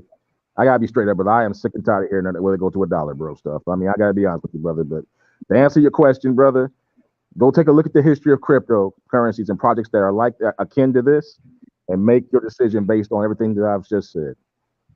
But going to $1, that's probably question in all of crypto. So let me answer it real quick, Arno. Let me give him my just my answer here. The two of us sat 2 nights ago, and we talked in detail about a lot of this, and we asked ourselves, and again, the projections that me and Arno were giving you here, this is not financial advice. This is our opinion, and we're entitled to make that opinion of where we believe this project will go. My opinion, the low you're going to see of this project is about $2.50 to $3. The high, $10 plus, with all the utility, fully functional, the blockchain doing its thing with hundreds, if not thousands, of projects, DApps on the chain. You're talking potentially that dollar figure of $10. And now I know that's hard to believe, and I know people are going to go, well, bro, but it has been done. Solana, there are many blockchain projects that have done it, and they're just blockchain. And I'll go on record. I'll go on record and say I've already said if everything goes right, this thing could see anywhere between $10 to $50. Right. Because of I'm going off the history of crypto. You know why? Because let's take a look at the granddaddy of them all, Ethereum. Ethereum is the one that proved that smart contracts with decentralized applications could be a successful business. They're the granddaddy of them all, and we all know how they're doing. They're doing pretty good. I believe they house over 4,000 smart contract dApps on there, maybe even more by now. If you're asking me if a blockchain layer 1 project can go to $1, bro, it's all due respect, and I got all the love and respect for the community. Get out there and do the homework, man. Educate yourself on the history of what crypto projects have done price-wise against what their utility brings to the space. And from that, you can begin to draw your conclusions on what prices will do. So I got nothing for you other than that, my man. I mean, Godspeed and God bless you. Right. Yep. Yep. And I'm gonna highlight Gandalf Crypto right here. Great guy. Follows me on Twitter. I follow him. Huge supporter and advocate of our project, obviously. And Gandalf said here, best anyone can do is get in touch with a local accountant. Do not take legal advice from people online. Again, we made it crystal clear tonight. We're not offering you legal counsel or advice. We are giving you our opinions based upon the tax laws that are out there. It is your responsibility to read those tax laws. It is your responsibility to understand those tax laws. And it is your responsibility as the holder to do the due diligence with the crypto you hold. As Gandalf says, it is good to hear everyone's opinions and experience, but the best you can do is get in touch with a professional in your place of residence before taking any decisions. Absolutely. Absolutely. 100%. Very well said, Gandalf. 100%. 100%. I agree. Yep. But will it go to $1? Not financial advice, but I think it's a pretty safe bet, in my opinion. Absolutely. Absolutely. Now, I'm just kind of going through here to see if there's anything else that we missed from anybody. That's a nice logo there. Okay. So we have one individual here that is saying in chat that there is a possibility that the card could be taxed as fiat. Again, not financial advice on our end. From what the understanding with the third party is that it would not be. I would tell everybody, is to consult your tax professional on those questions. But again, when I look at things, right, and I look at my exit strategies, I've talked about mine quite often. It's real estate and precious metals, right? It is moving it into areas where I don't leave a record that can be taxed, right? So if I take my crypto and I move it, for example, through the Shido card, and I do 100,000 a day straight to my account of my choosing, and then I take that and I purchase that asset, it's not capital gains compliant via the laws of real estate. I'm moving it from one asset class to another. I'm not going to get taxed on that. So there are opportunities out there. Just be smart about how you do things, right? Again, guys, know that when we come on this broadcast and we talk about things, especially, something as sensitive as tax law, it is something where we would ask you to consult your tax professional. Right. And essentially what you just backed up with the law says, you're going from one asset to another. When you use this card to the way they have it set up, you avoid the cash holding process of getting to the next asset. Say if I went and used the card to buy, a box of whatever. Well, the person is taking the crypto, paying out the money on your behalf, and then you just walk away with the box or whatever it is. It's got more in this system has more in common with the barter system from generations past than it does from the financial system we have now. That's a barter system, really.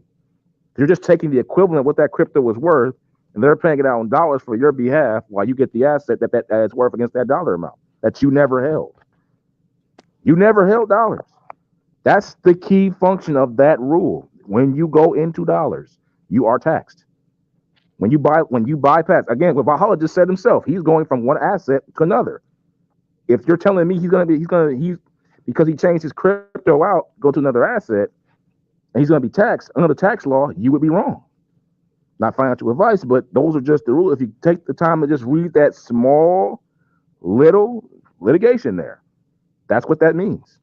It's about receiving dollars and then holding realized dollars from your asset that you bought at a particular time. That's what makes you tax compliant or tax liable.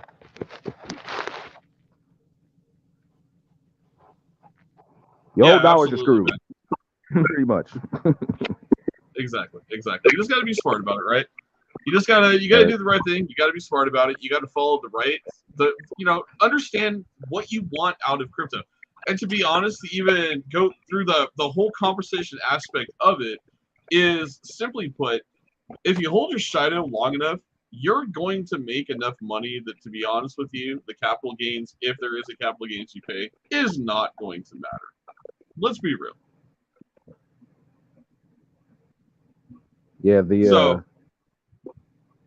I just want to add to that, like the entry point right now is it to me, for in my opinion, for the average guy, this is expensive now. I mean, to get the life, it's getting there. Like I've it is. always used the XRP example.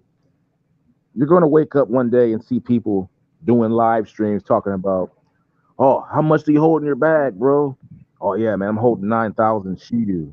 Man, you're lucky. Because I saw it with XRP. I was there. I saw people doing live streams bragging about having 12,000 XRP, talking about it going to $100, $500, or 589. That was the story back then. 589. Let me tell you, people, you got an opportunity right now to get on what is going to be, in my opinion, a cornerstone cryptocurrency, and these don't come around too often. Hell, I'm even surprised I'm here. I wasn't looking for this. I mean, I was just trying to get into something that's going to make me money like anybody else. But to find this at this time, it's a blessing, beyond blessing. So, not financial advice. Do your homework, do your own research, understand what drives value in the crypto space, understand that centralized exchanges right now are completely the bane of crypto, and it will signal a run to DeFi. Understand that. That's the future. And I think Shield is going to be a project that's going to hit that future, if not be one of them. And it certainly isn't going anywhere.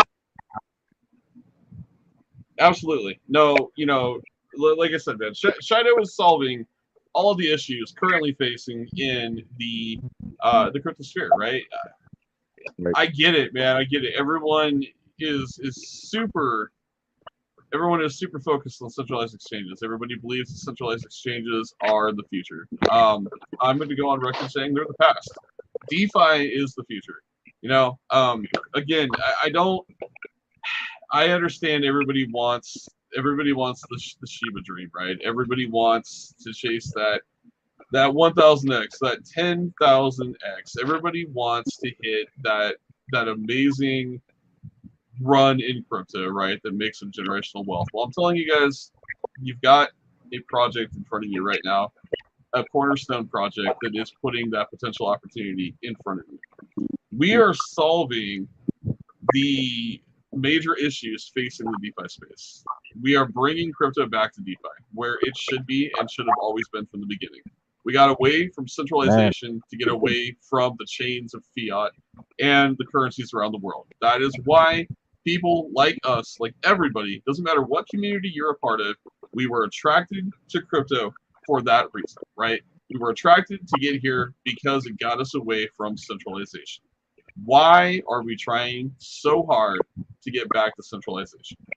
That is the question that I think we all need to answer. Mm-hmm.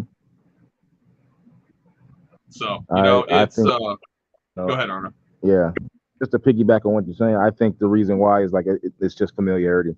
We just bring old habits die hard, or people just bring those habits from the Wall Street sector with stocks and trading commodities, and they bring that over here, and there's a familiarity and there's a comfort zone, and it's almost like it's a take care of me because I don't want to take care of myself mentality, because it's just so much easier just to put on a centralized exchange, let them be the custodian, let them watch your funds. But when you do that and you let somebody in your house, you let them have the run of your house, things start coming up missing, especially when you don't know who the person is.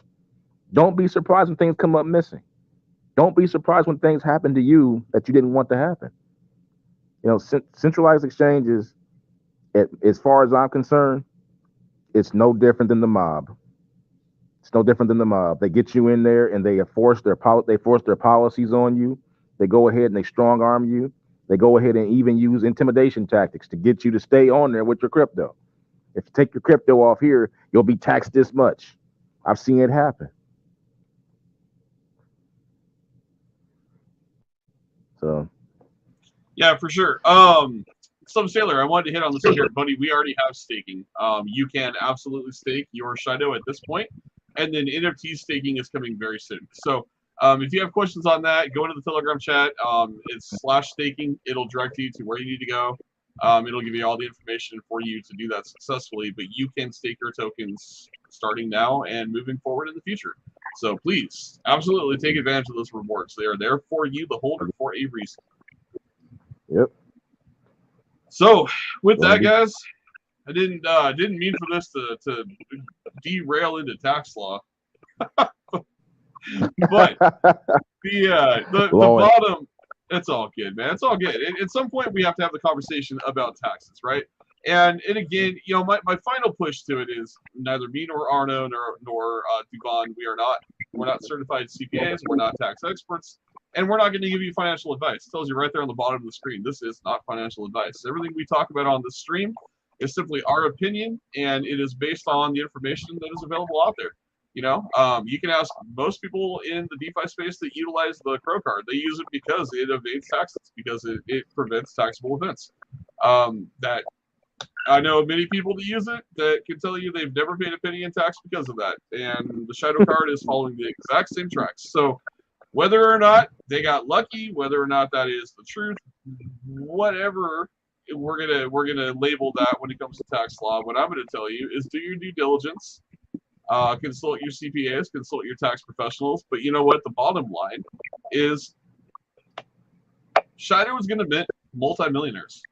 You're not going to have to worry about the little bit of capital gains you're going to pay to exit crypto to fiat.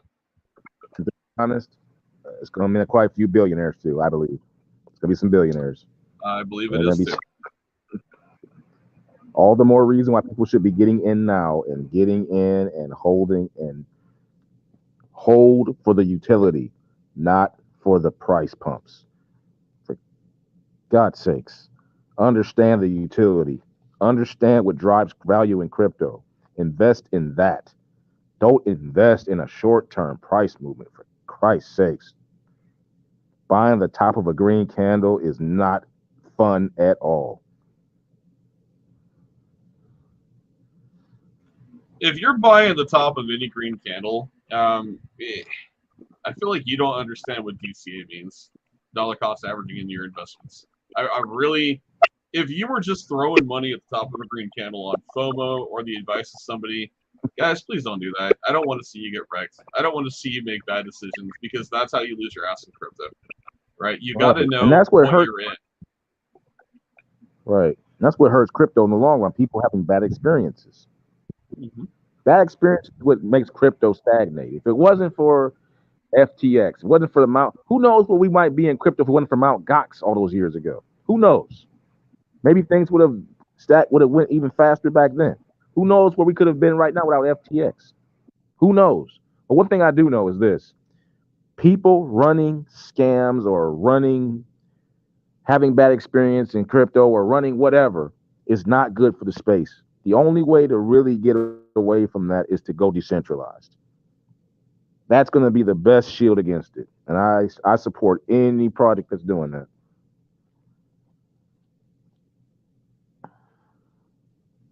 Yeah, I agree. I agree 100%. I support any project, that's trying to get away from that decentralization. So that is, just the hard facts, man. And look at the east side. Boom, blowing up to 1054. There's that breakout we've been talking about that's coming. Got 1028 on the BNB, 1054 on the ETH. That is a thing of beauty right there. What's going down on BNB side, you said? BNB is trending right now at the 1028 level. Yep, there we go. And keep in mind, folks, that's the weekly candle. That's a weekly candle. Understand that. Look at this pattern. Again, remember what I said about these kind of projects. Look at how dormant the price action lays. Go back and look at the history of Ethereum. Ethereum did next to nothing when they were developing. Nothing. Solana, same way.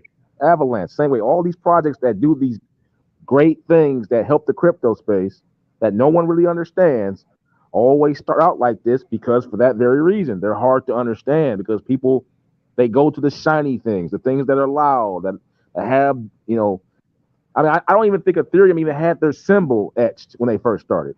I forget what it was. I think it was like a check mark with a circle around it or something like that. I forget. It was something totally different than what they have now, similar to Shido. We had a ninja. Now look at us now. Right. It's just slowly building in the right direction. It's the same thing. Shido said our composite price is 1030. Beautiful thing. Let me confirm that here over on. Let's and see people sitting out there. 1042. I posted some charts in our Shido chat. I really do believe in 2 weeks we're going to have a bit of a breakout. In 2 weeks. Absolutely. Just my opinion. I can't prove it, but just by the chart and the way it's shaping up, yeah, I mean, our support levels are getting stronger and stronger. I mean, look at us now. We haven't even dipped. We haven't seen 7 level in over a week. I don't think we ever will again. I would. Oh no, we will never see that level again. The support is way too strong. And you know, again, it's the point I want to make. You know,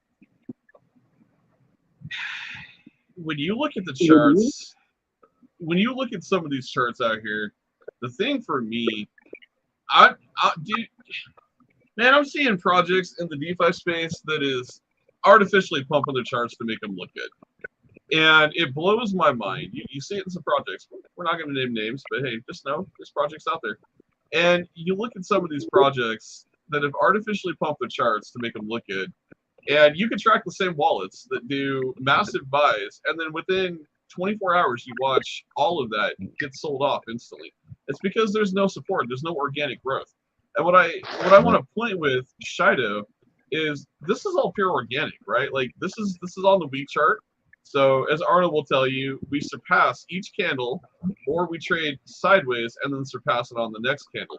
And it's all pure organic growth. None of this has ever been artificially pumped. We don't have a dev going in there and buying the dip with a $50,000 or $60,000 buy.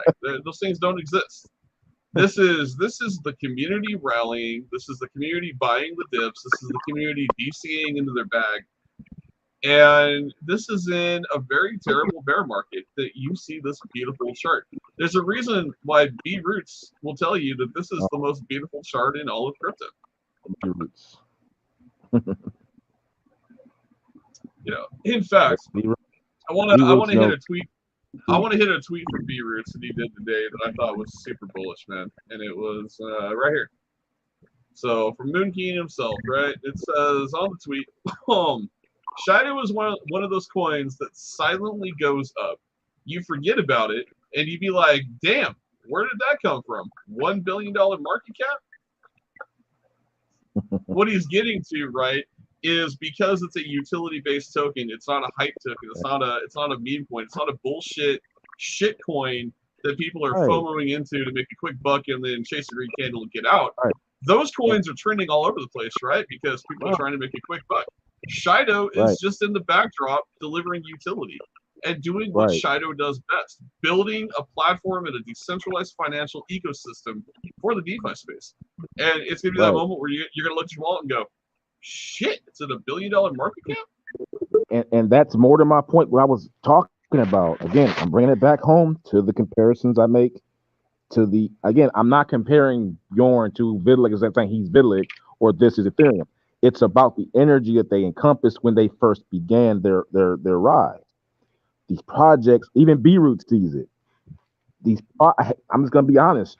These projects at their base level are boring. I get it. Nobody wants to talk about atomic swaps and trade lending. They want to do the atomic swaps. They want to do the lending. They want to do these things. Talking about it in this visual context bores people. This is why they never, ever get the light that they deserve in the beginning. But when the price action comes and the performance comes, oh, yeah.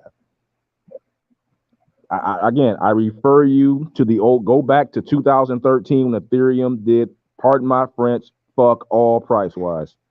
Fuck all. Nobody gave a shit about Ethereum in 2013. Nobody. And if you did, I want to see receipts. I want to see receipts because Jesus, nobody cared. These projects, they're just too ahead of the curve to be taken seriously in their own time when they're coming up. That's what it is. But by the time they come of age, that's when they make the most noise. It's true of all of them. It's the same pattern every time. Absolutely, man. Absolutely. You know, and it's happening right before our eyes. Like, I have absolutely no doubt in my mind, with a logo as fire as this, a project Man. as amazing as Shido, and a dev. I'm going to go on the record and say the hardest working dev, in my opinion, that the DeFi space has seen this year. Doing what he's doing, dropping the utility that he's dropping, and executing in a fashion that honestly is just not seen in most crypto projects, right? I mean, I don't want to throw names out here, but we'll use one. It's been so readily talked about over the last year and a half, Saitama, right? You know, Saitama was in a situation where it had a docs dev, had a docs development team, but it was an in-house team. And the problem here was they were highly limited, right? They took on something very ambitious, and at the end, they did finally deliver the product that they promised their holders. So shout out to the Saitama team. You did deliver the utility, but it took an exorbitantly long amount of time, and it cost a lot of investor confidence. A lot of people lost money. It was a really rough ride, right? And a lot was learned in that experience of, man, like, the Saitama team finally did what Bjorn did from the beginning. Anti-Air Solutions and many other companies that we partner with. Like, if you look at our website, and we'll walk through our partners real quick, because it's important to know. It is important to know who you're partnered with, right? I mean, that is a huge part of a successful project, is knowing who those partners are. And we should go down here and take a look at this. Okay, Hasu Digital. You guys can. We'll click on each link here. So Hasu Digital, pull them up here. You guys can see every partner that we have. All right. So Hasu Digital. It is, man. Jesus Christ. So is this real? From marketing strategies to business development and more, Hasu Digital offers a broad range of services that allow you to establish your business from the ground up and grow into a successful revenue-generating machine. So Hasu Digital, one of our primary partners right here with Shido-Finance. Next up, we got Anti-Air Solutions. Probably one of the most well-known, well-renowned project development companies out there for crypto, particularly for crypto. Good old Anti-Air Solutions. What's that keyword? What's that keyword you see right there? Blockchain offerings. DeFi development, exchange development, wallet development, metaverse development, NFTs and NFT marketplace development, custom blockchain development, crypto bank development, hi Shido-Finance, smart contract development, smart contract audit development, IDO development, white paper development, coin and token development, OTC trading, margin trading, derivatives trading. A lot of that's starting to sound like the features and options that's all in the Shido financial ecosystem. Well, I'm speechless, man. Again, when we're talking about the partners, this is why it's so important, right? This is why Saitama failed in the beginning. Saitama had 3 people trying to develop a cutting edge, as they called it, a cutting edge groundbreaking application, a DEX. And I was there through all of it. I was there on launch when they were calling it DDoS attacks. It wasn't DDoS attacks. It was the fact that your application could not handle the traffic coming in. I was there when people were trying to trade for State of Realty, and people were spending $400 and $500 in gas fees and getting their transactions declined and losing their ass on gas fees. I was there through all of this, and I can tell you it was all bad execution, bad decision making, and the inability to admit when you were wrong and to hire the correct team to develop the project. Shortly afterwards, they got rid of all the in-house staff. They hired third party through Anti-Air Solutions and other companies, and wham bam, thank you ma'am, there was State of Pro. Not hard to understand why. So, Antier Solutions, right? We cruise back over. Morales Web 3.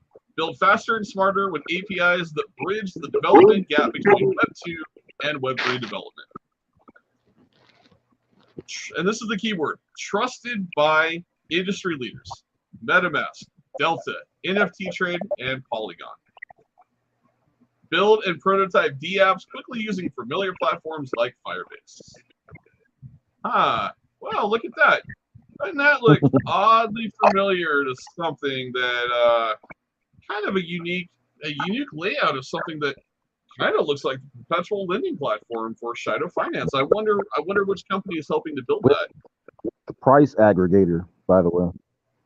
Mm-hmm. So which is going to be you guys, useful. It's going to be huge. So my point is, when you partner with the best, you produce the best, right? Let's head on over to Integuro. Your complete financial ecosystem. Embed payments into your systems and products. Well, that answers a couple questions about the Shido Visa, Shido MasterCard. There you are. And then, of course, the big final one, Mercurio. Now, again, for anyone that's not familiar with Mercurio is the same company that Binance, both US and Binance over in Europe, utilizes for their payment processing. This is the same company that is going to be doing it for our payment processing for the Shido Visa MasterCard. Trusted by 1inch, Trezor, Nexo, Phoenix, Binance, Trust Wallet. 170 plus businesses went global with us. Now it's your turn. What do you have to say about that, Arna?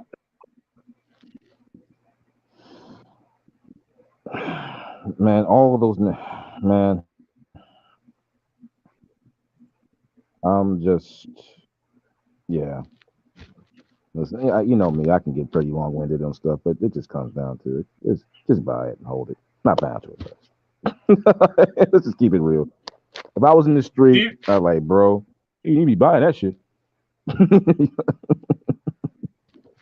Congratulations to Alcazar 1725. I just want to shout it out because Alcazar and Shido, they're two different tokens, two different projects. A lot of the same investors are in both projects. We have the dev James over there, who is a great, amazing asset to the Shido community and is very, very well acquainted with the dev team over in Shido. I just want to say congratulations to you guys for hitting 1725 tonight. Damn impressive. Very, very impressive. Continue on there, Arna. Is that an all-time high on Alcazar? I don't know. Let's take a quick look. We can pull it up for shits and giggles. Let me ask you this: are we at 1.2 market cap? That's what I really want to know. 1.2 million market cap. That's what I really want to know. Let's take a look. We are at a 1.2 market cap, baby. Boom. Yeah, I know you Shido guys. Yeah, we're doing Alcazar now. I know. Oh no, it's I get it, but not a new all-time high yet. Damn close though. Whew. But look at that chart. Look at that beautiful chart, man. Look at that. Yeah. You reached the high. Go back to the beginning. You reached the high, then you topped it. Now you're trying to fight again, just consolidating. About Alcazar though, what's going on with the market cap? What's the market cap right now? It's a $1.02 million diluted. So we're at the million mark. Okay, so if we can get to 1.2 million. That's been my my synopsis of. If we can get to 1.2 million, we should have a bit of a run going on here. Yeah, so it just hit 1730, by the way. So Alcazar community, congratulations, guys. You deserve it. You are doing great things. James, Dev, you are a wonderful, wonderful dev man. I know I'm in your DMs quite often, and we communicate. A lot of great things happening. A lot of great things coming for Alcazar. So if you're part of the Alcazar family, congratulations. If you're part of the Shido family, always congratulations. You're going to do quite well. Yeah. But yeah, chart it just really we covered a lot tonight, man, from prepaid cards to beyond. Pop-Tart, electrified Pop-Tarts. We'll unveil the electrified Pop Tart at a later date. That's the regular Pop Tart. That's the We'll regular unveil Pop-Tart. Yeah. Oh man. Hey, all I can say is if you're gonna dish it out, you better be prepared to receive it, because there will come a day where all receipts will be shown, and we have been collecting them. Yeah, they're gonna find out who's So- homeless and who's not. Yeah, that's damn right. We'll find out who has a $17 million mansion and whose bitch ass is still living in their own estate. With their mother. God damn. On that Thanksgiving turkey while grandma's yelling to get your ass off the computer. Mom, can you make those stuffed hors d'oeuvres again for dinner? I told you once, P, the answer was no. Mom, can you give me the cookie jar? I can't reach it. I'm too short. Oh, shit. Anyways, man, not financial advice on anything we talk about tonight. In all fairness and all fun, I wish all crypto projects in the space success in this upcoming bull run. But guys, just know you're holding a true gem. That's why me and Arno come on every Tuesday to talk about Shido, because we're passionate. We're passionate about the message. We're passionate for this community. You guys are amazing. We're resilient. We have one of the best looking charts in DeFi. I don't care what anyone else outside of B Roots wants to say, because B Roots knows, and if you know, you know. But where we're going soon with all this utility and this blockchain, man, a lot of stuff is going to change. We are going to mint millionaires, multimillionaires, and some billionaires who are holding this token. And I'm proud to say that I know a few of those people that will be millionaires and billionaires. And they deserve every penny they are about to make, because they've held on, they've believed in this project, they have supported this project from the ground up. It's go time. It is go time. Mm-hmm. Shadow Queen says, if you are not part of the Alcazar family, look it over. Another micro cap with a pretty cool project. One of the only micro caps out there that's going to be giving you a chance to win a Porsche, Teslas, $100,000 in Bitcoin, Rolexes. In fact, if you're so inclined, go down to my channel and there is a full review video that talks all about Alcazar. Hop in that video and check it out. They're a great project. More content for them to come as well here on the channel. Maybe at some point, we'll even get Arno in there and we'll talk some Alcazar too. We might even blend him into our Tuesday night conversations. We'll see what the hell happens. You know me, I'm aware of Alcazar. I'm just letting you handle that one right now. My focus right now is on all the stuff that, man, I got my hands full with Shido, man. It's like every day with this stuff, man. It's like something new. I know, brother. I know, man. I'm right there with you. Well, you know what, guys? It has been 2 hours. We're gonna close this out. Let's get some final thoughts going from the team. Devon, since you're the guest of honor tonight, we're gonna open up with you first. Final thoughts. What you got for us? I'm sorry, say that again. You were the guest of honor this evening, so you get final thoughts first. What you got for us? What's your final thoughts to the Shido community out there? Man, my final thought is, like, you guys are in. If you're in now, man, you've held on through a nice little pump. Man, listen, and pump is not a word that I want to use, because that's not it. It's a nice little rise. It's the calm before the storm. So continue to hold. Not really financial advice, but it would behoove you to hold, and watch your investment grow. We've come, us three have come from different projects, and hopped over and saw the fruits of our labor. So honestly, hey man, if you're here, you're in good. Enjoy it. Sit back and enjoy your ride to freedom. I love it, man. I love it, Devon. And you were always welcome. You were always welcome on this broadcast at any point in time, sir. We love having you on. We love hearing your voice and your opinions. So thank you for joining us tonight. Arno, what you got? Final thoughts, brother.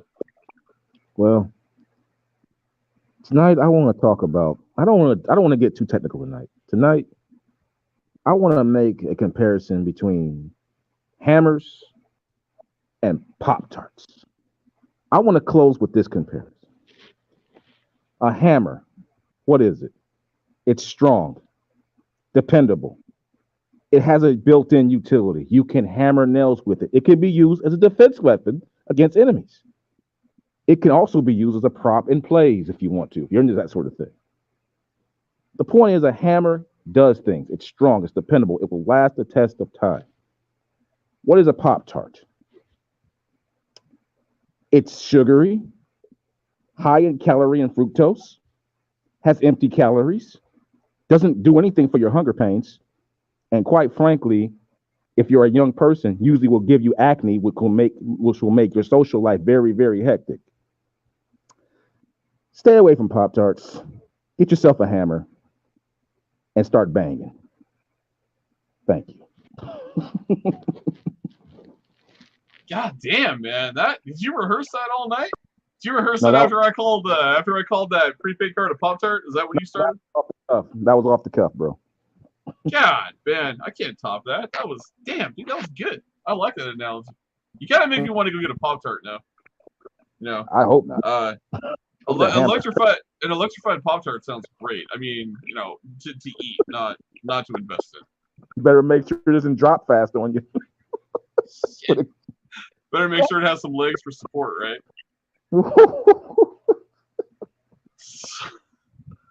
God, you gotta have a little bit of fun in these AMAs, man. A little bit of humor.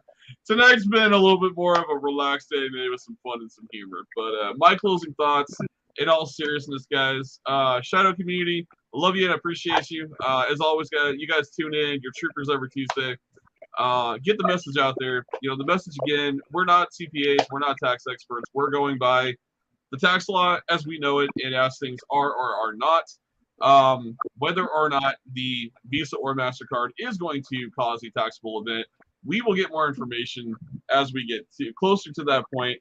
And regardless of what our guidance or our recommendations are, you always need to consult your CPA, your tax advisor. That is the only person that can properly guide you through financial decisions. Do not ever trust anyone online offering you tax advice because they're probably an oil salesman. We're not offering you that tonight. We're just letting you know what we're made aware of and kind of comparing that to the benefits of the Crow card outside of holding my crypto hostage for 180 days. But that's another conversation for another time. Outside of that, you guys are in a great project. You are in the only project I know of in the DeFi space that is actually solving problems. You know, I don't think this is going to be the last domino to fall in the world of centralized exchanges. If I was to tell you a centralized exchange that I trust, that I think isn't going to go anywhere, the only one that comes across my mind is Binance. All the other ones, I don't know. There's over the last 2 years, you've seen a lot of controversy over centralized exchanges, whether they're tier 1s, tier 2s, or tier 3s. In fact, what makes me a little bit nervous is all those tier 2s and tier 3s, they've pretty much kept their mouth shut. They haven't said a word about showing liquidity or receipts or anything. And kind of, you might want to ask some questions there. At least some of the big boys on the tier 1s are coming forward, attempting to reassure you that everything is fine on their fronts. I'm going to simply tell you, crypto was made by the people, for the people, in the DeFi and in the decentralized finance realm, and that's where it needs to stay. Get out of centralized finance. Stop depending upon the big boys. Stop depending on the centralized exchanges to solve your problems and offer you fiat on and off ramps. That is what crypto was designed for. It's to solve those exact problems and to build a platform where you can make money and utilize that money outside of the central banking system. That is and will always be my stance on crypto, and that is where it should always stay. With that being said, unless anyone's got any final thoughts they want to add, I'm going to close this AMA out for the night. We will see you next Tuesday for episode 8. We're always in the Telegram chat. If anyone in here happens to have listened and decides to invest in Shido, if you have questions, you can always you can DM myself, even though mine says DM me and I'll block you. I promise if you DM me with a legitimate question, you will be okay. You will survive the experience. You can also DM Arno. You can, man, I get it all the time. People are like, I was afraid to DM you. I'm like, I know, bro. I have it there for a reason. I got enough open windows and Telegram chat. I don't need more, but I will answer your questions. Outside of that, man, you got anything else, Devon or Arno, go ahead and feel free to add it, and then we're going to close this out for the night. Man, just me, my good buddy D, Valhalla. We're here. We're here, and we're real. And we always will be real. That's all I got for you. You don't have to Everybody, worry. Hey, I will add this. You don't have to worry about like in other projects if you have questions, getting band hammered. No, I mean education is free. You sit now repeating that same set question over and over again, that may be a problem, but literally if you have a question, don't be afraid to ask, man. I ask these two questions all the time. And they out, and what I retain, I do pass on. So I mean, just it's one of those things. Like, we have to spread this information around, because spreading information, good information about the project, helps a good project grow. Mm-hmm. Yeah, man. Like, that's one thing I love about the Shadow community. We can have healthy debates and healthy conversations. And at the end of the day, that's exactly what it is: healthy debates and healthy conversations. And we're always learning. You know what I like about the Shadow community? They're very, very astute, very heady, very intelligent people. I find that the project that you're in usually can be measured by the quality of people. There are a very, very, very good group of people there who are very intelligent. They understand. They're very, what I like to call DeFi savvy. There are no, they understand that an atomic swap is what got them the token. They're not like other groups of people that I met that didn't even understand that. They get basic cryptocurrency principles, and it's refreshing. So I love this community. It is, man. It really is. I don't think I've ever been more excited about a crypto community that I've been a part of than I am here with both the Shadow, and I'll say the same with the Alcazar community. There's some great engagement there too, and there's some amazing smart investors on both sides. This is how you win, right? It's don't marry one project. You got Shido and Alcazar, two different projects, two different devs. Both projects invest in one another because they both understand these projects have limited supplies. They both are solving a unique issue in the DeFi space, or bringing, in Alcazar's case, a unique social platform that allows people to potentially win something that maybe in their real lives they would never buy. I mean, I'll tell you, I would never buy a $15,000 Rolex. I just probably wouldn't do it. But if I win a $15,000 Rolex, I'll probably wear it. See what I'm saying? Like, there's that need versus that, oh, cool, I won this? Like, hell yeah, I'll support that, right? Like, hey, cool. Yeah.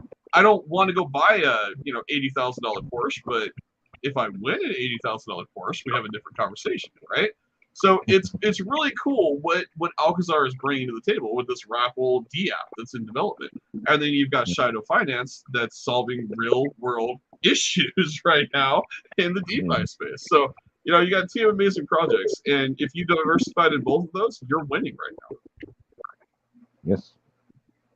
So, all right. Well, gentlemen, we're going to sign it out for the night. Thank you, everyone, for watching. Thank you for being a part of the AMA. It was a blast. It's a pleasure, as always.